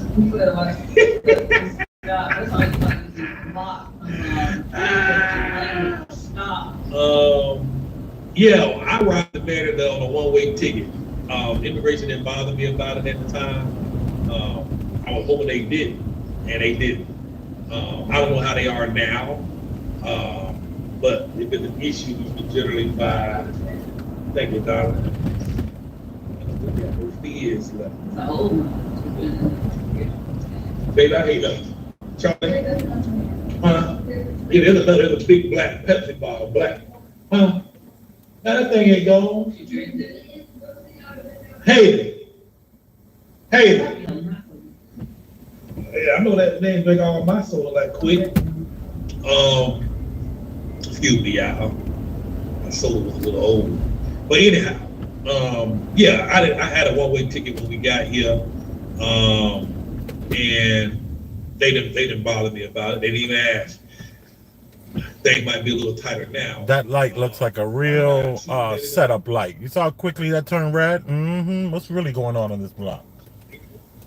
Mine about to. I was out there for about 6 weeks, I think, looking for a place in Columbia because I wanted to find a place in Columbia. That was the end goal. They had some riots to break out, and it got pretty violent. And then combine that with the curfew they had in effect. We literally had to stay in the house all day. Couldn't go out. Everything was completely shut down, in part due to the violence and the riots, as well as the pandemic curfews. I decided that until things cooled down and things started to open up more, I would fly to Mexico and just check things out until things calmed down. Because Mexico was much more open than Colombia was at the time. So when I got here, I quickly fell in love with the city. Cost of much is very comparable. I think Colombia has it beat in some aspects, but for what you get here in terms of those little cost differences, I'll take what I can get here, which is more peace of mind in terms of security. I know people. Colombia, you still got to kind of watch where you're going and watch what you're doing. I'm walking outside with my cell phone, recording anything. Locals will always say, put that phone in your pocket. Don't be pulling that out. Making yourself a target. Somebody come rob you, pull a gun on you, take it. I'm out on my laptop. Same thing. Get back in the house with that. You can't have that. They drink all my soda. Yeah. All those jokes. Good God. And when I got here, I could completely let my guard down. Not saying that you should let your guard down 1,000% anywhere, but the difference here was night and day. The feeling of being at ease and at peace, being very comfortable doing what I want to do at any time of the day or night, and it just,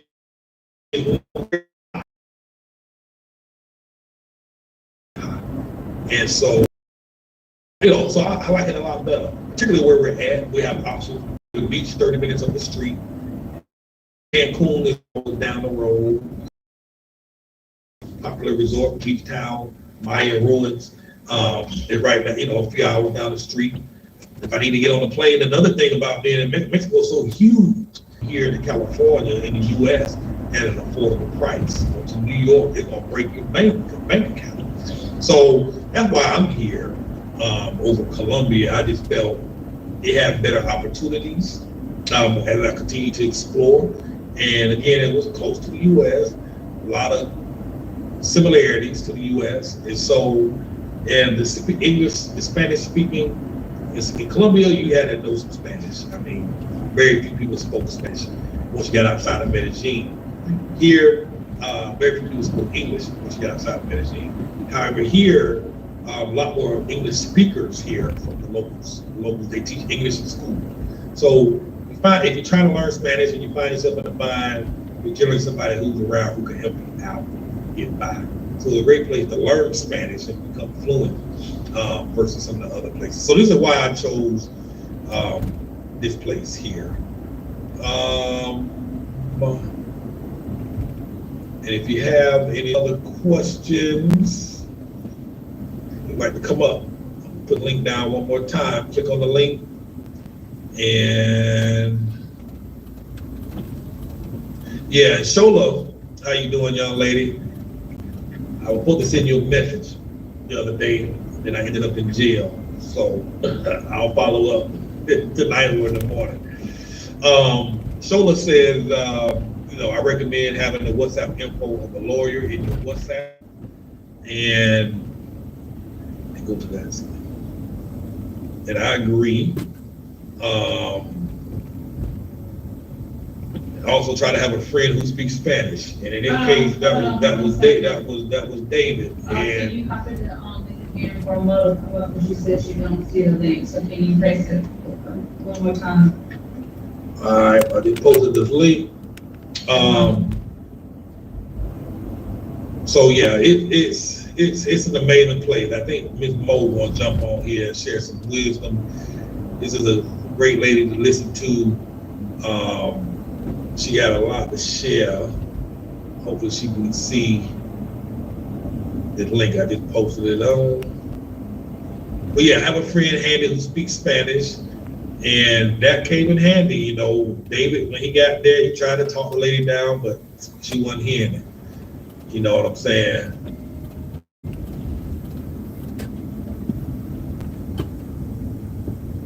Did she find it? Can you copy it and send it to her via Facebook, on WhatsApp?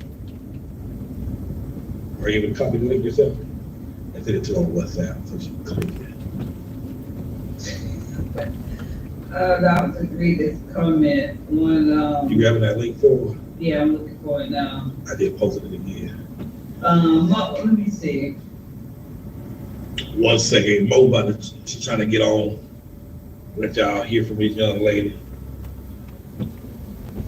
Why would Renee ask if we have real Pepsi over here? Because they changed the formula depending on where you're at. Like in Colombia, they don't use corn syrup, they use sugar cane. I don't know what it is in here. I don't know if they use sugar cane here or not.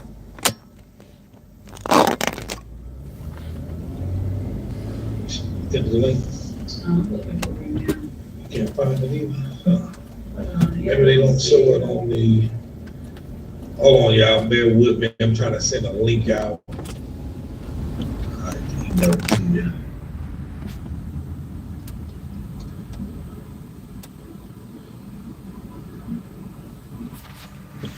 This is a Package Pirates Wet Dream. You see that? And this is every day. There's always tons of packages out here. This is the Package Pirates Wet Dream.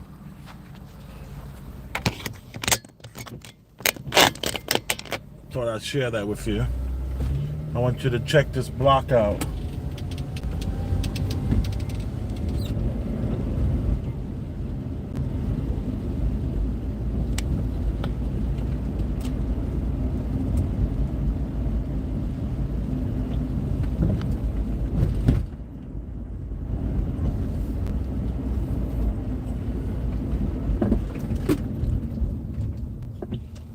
This block here, I always love to drive down this block.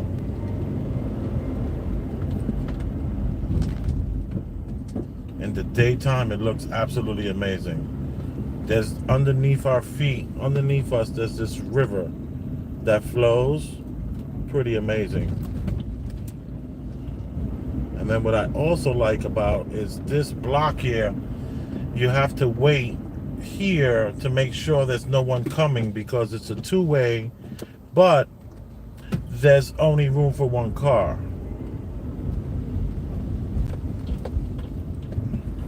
I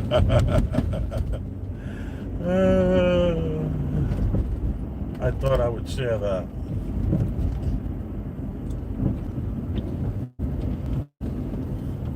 And every single day there's 10 to 15, 20 packages there. Some packages stay there for a whole week. That's a Package Pirate's wet dream right there.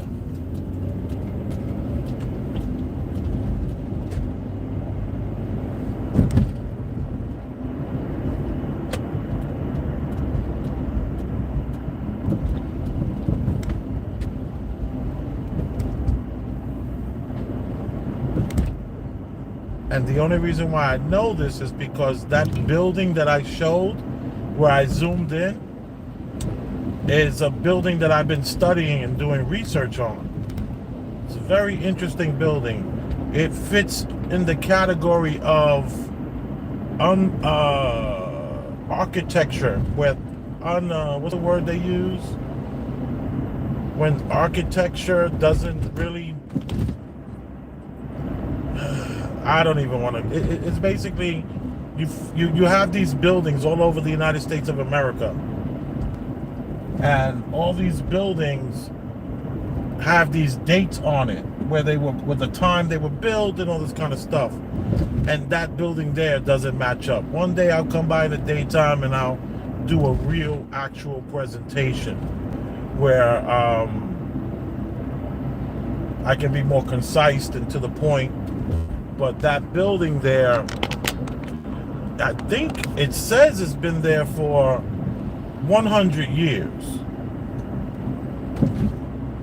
But if you look at the corrosion on that building, the building has been there for more, and I would argue for more than 500 years. It's one of those unbelievable, what they call them?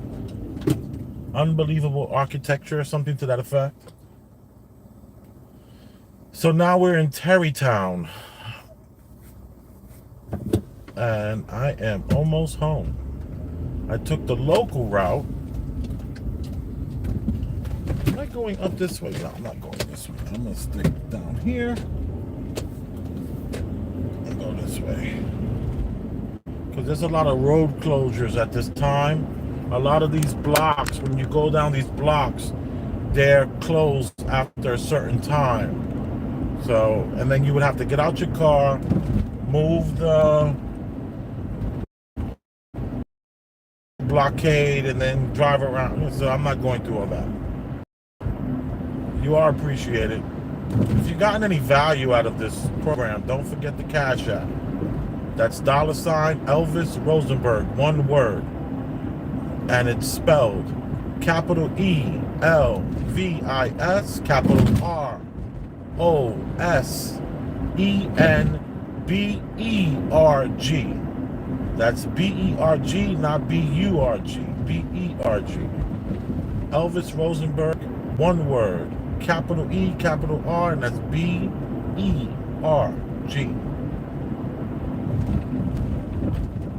You are appreciated for tuning into my small channel on YouTube, where I can take you from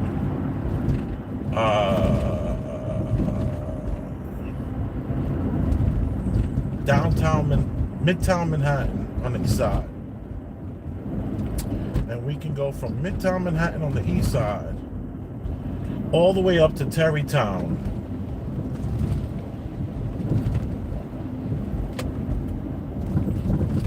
Locally. I'm not going this way neither.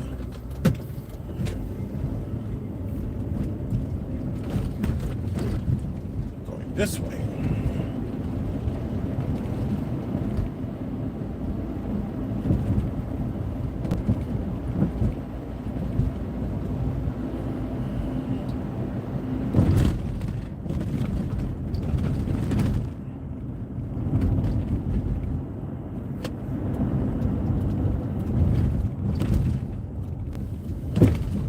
Listen to my guide Cortez Ross. We explored this beautiful city. We drove by some of the most dangerous neighborhoods and some of the richest neighborhoods.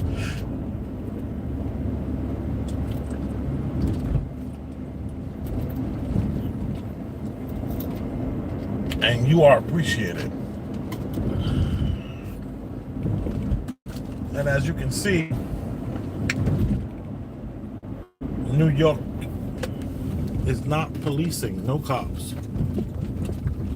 It's a beautiful thing. I'm 10 minutes away from my home, and I want to thank you again for joining me.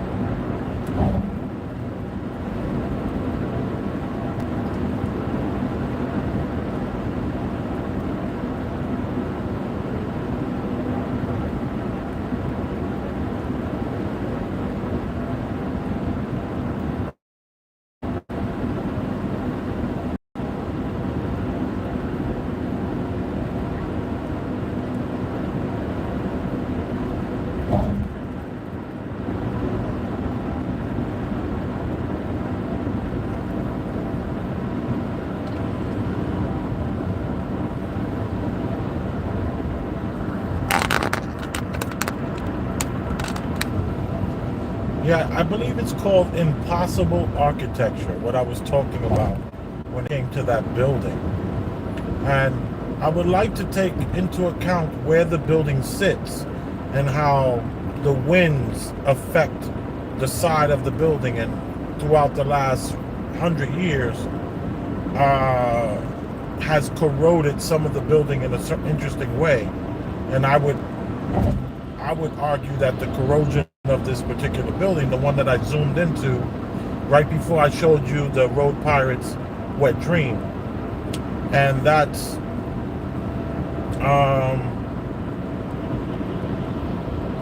this building is very, very old. Now it's some sort of like I can't remember at the moment what this building, what's going on in the building, but for many, many years, trust me, they did not know what to do with this building.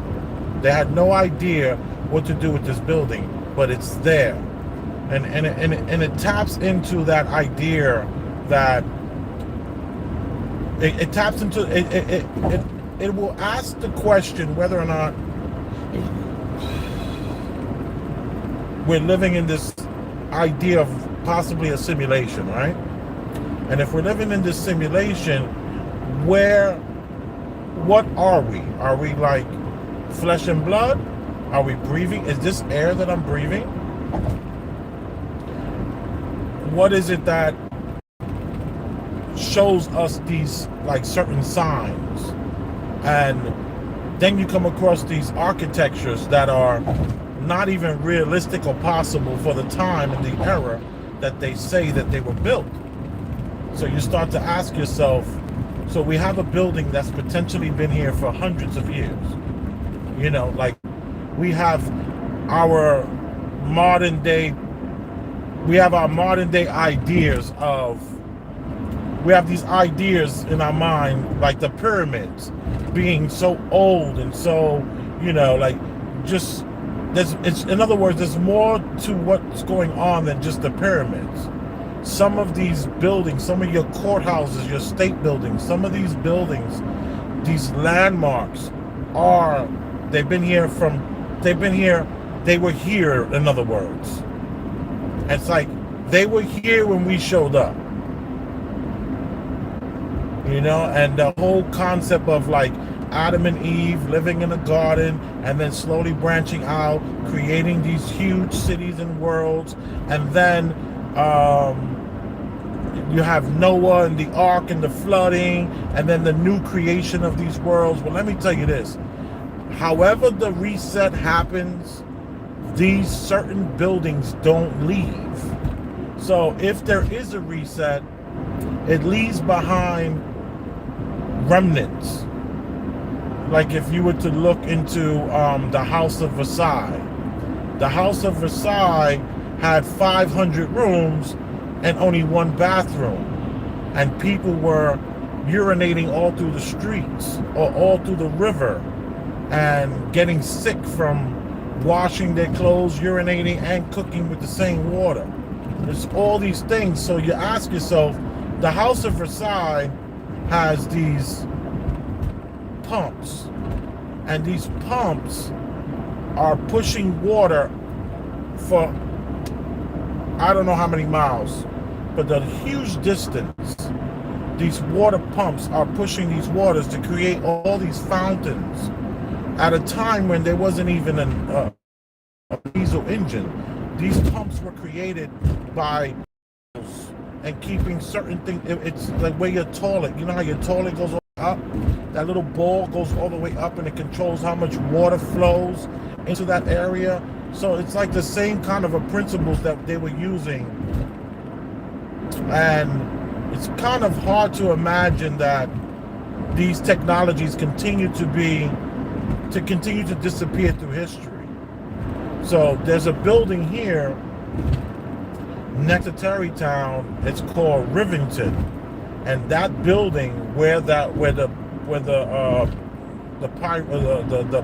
package pirate wet dream would be, that building I think it's another kind of version of Versailles. Matt from Quantum of Conscience talks about in New Jersey, how in Pennsylvania, they also have a building in Pennsylvania that's like that, where it's just impossible technology. There's no way we built this when it's just impossible. And then you look at these pillars, and you look at the crown. It's just the crown moldings of these buildings. You know, so intricate, so handmade, so much going on that we aren't aware of. You know, and it kind of, to me, gives off. Here's my theory, and it's not a standing theory it's not a theory that I stand on. It's just an idea. It's just me spitballing, just me taking a dart and throwing the dart trying to aim for the bullseye, but not knowing where the bullseye truly is. Okay? And that is that possibly these buildings are part of historical events necessary to maybe even house humanity when resets happen. Because I'm under the idea that whenever the reset was supposed to be for us, our Noah, our flood, our whatever the hell happens, like maybe like Sodom and Gomorrah was some sort of reset, maybe, you know, the Noah's Ark and all that Noah thing was a reset. There's so many different resets. I sometimes think that whenever our reset was supposed to happen, we were able to circumvent that reset. We were able to avoid that. We figured out a way to extend the reset. Okay, like in other words, in the new reset, maybe the Empire State Building is still standing, and the people that are the humans that exist, because you have to constantly, you need to, when you reset, you need to also have people that are going to slowly populate the world. And it's possible that there's some sort of memory wipe where you have no memory of what was the pre-existing. Maybe they're all children. Maybe they're, however it happens, however the choices are made for the people that will stay for the reset, however that happens, there's these buildings. And these buildings possibly house the people on some sort of processing level. Like when they brought in all those people to Randall's Island, when they were coming and the immigrants were coming, there's some sort of processing that needs to happen when the people are here reset. So just imagine something catastrophic happens, you know, like the earth just turns upside down, whatever it is, that whatever this concept of the reset, when that happens, or if it happens, or whenever it did happen in the past, you have yourself something like you're just standing there. I don't know if you're naked, you know, and unbeknownst to you, don't know what to do, you will gravitate towards these buildings. And these buildings are all over the world, and they all seem to have pillars, looking very Roman, looking like just tons of pillars, Roman marble everywhere. And maybe we gravitate towards that, you know. There's something, some inner knowing, something inside of us that pushes us to these places. And I think that place in Rivington was one of those spots. It was one of those places that whenever there was some sort of reset, I just got an alert, forgive me. Whenever there's a reset, we gravitate to that building, and then that's when the process happens, and we start to separate and start to build homes and create families and create languages. If not, the language might be already in our minds, inert inside. It might be it's a gift that's given to us. How does it happen? I don't know, but I do think that not that a reset is coming or a reset is due. Not that I believe, I don't want to say believe, but I would ponder on the idea that we have this concept, this population, this set of people in the last 40, 50, 60 years. They were able to find that reset room or button or lever or pull switch or whatever it is, and they're able to stop that. So we're living in a non-resettable situation. And here we are. How great of a time is this to be alive? How great of a time is this to be alive? Where possibly we have, well, I keep thinking of the word circumvented, the reset. So be happy. Don't be afraid. Live fearlessly. put your head up, walk in the room with a smile, command the respect necessary to get to where you're going, and be like I was talking to LJ, and she was saying how we're about to move to our new place in the next week or two, and she was saying we might have to just wear the mask, just so that we can, get along, and we don't want to cause any problems. And I was like, okay, I understand that. We did it here when we first got to this place. We were wearing the masks, and then it kind of like it was not a big deal anymore. We stopped wearing them. And I jokingly told her, I was like, hey, come on, what do you want to live? You want to live forever? That is that your plan, to live forever? You gotta be able to stand tall and be in your, what's the word I'm looking for? You gotta be able to be in your, living your truth, living your true self is what I told her. Living your true self means that you have to not try to play the game. And especially if we have been able to dodge the reset and we're here living this amazing opportunity that we have here. That's what we have. We have an amazing opportunity to truly make a difference in who we are as the people that we are. The difference that we're making is us.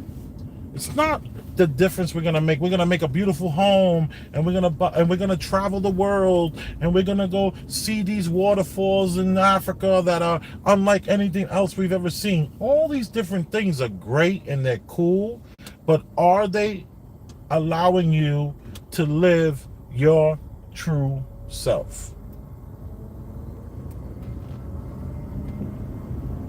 Are you able to be your true self? And I think that is truly the challenge for us as humanity, to be and live our true self.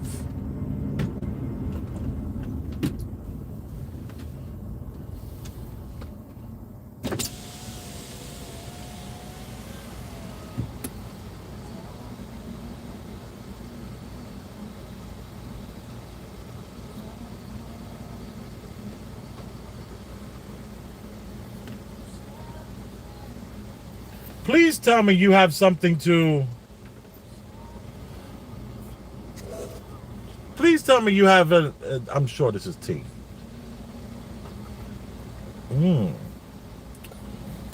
Tea is waiting for me as I hit the block. I'm so flattered by your love for me, baby. You want to come join me? Ooh, what is this?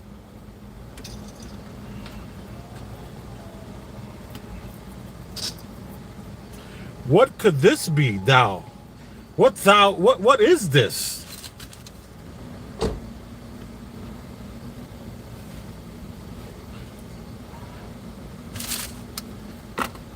Are you gonna join me?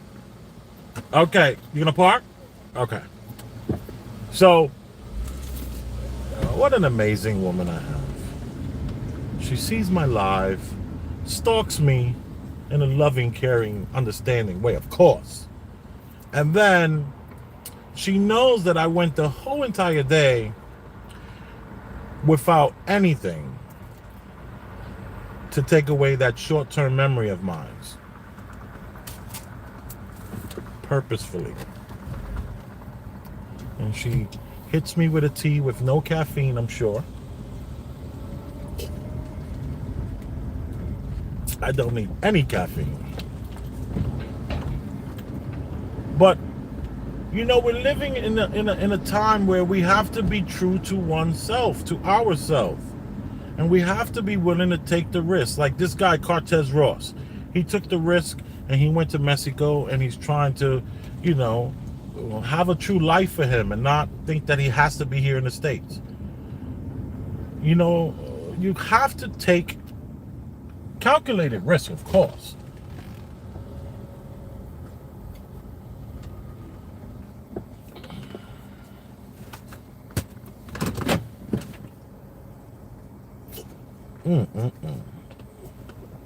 Oh, I'm gonna end my night with a nice hot tea and a little bit of indica.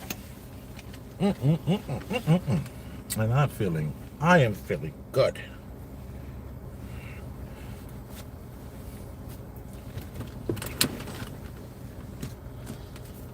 I'm happy, and I'm glad that you stopped to take this time out to listen to a guy like me on YouTube, letting you know that you are appreciated. Thank you.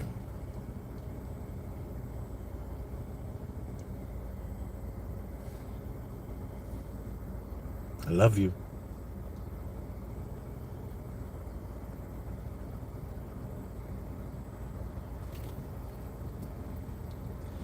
A couple of nice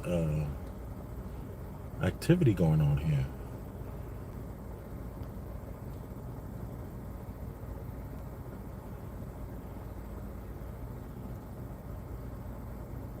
Max Egan for many years. Yeah, Max Egan is good. So bad they took his channel. I think he's on BitChute now. The symbolism is mind-blowing. Absolutely. I know a family from Mexico that has eyes that look like gold. Not yellow, but gold. They are the descendants of the Mayans. Okay?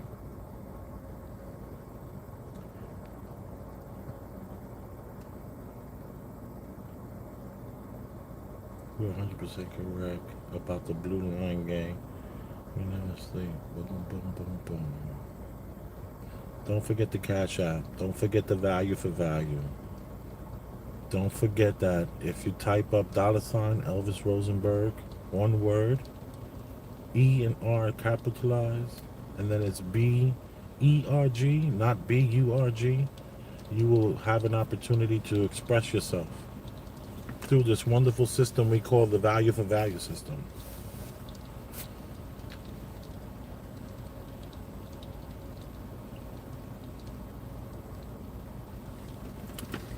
I love you, and I mean that.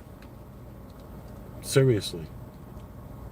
It's important that you understand that it's not a gimmick. It's not necessarily a catchphrase. It's a inner knowing. My inner knowing says that these things are important because we have a world of people out here that go their whole lives unable to say these words and never get to hear it. That's why I say it. I love you.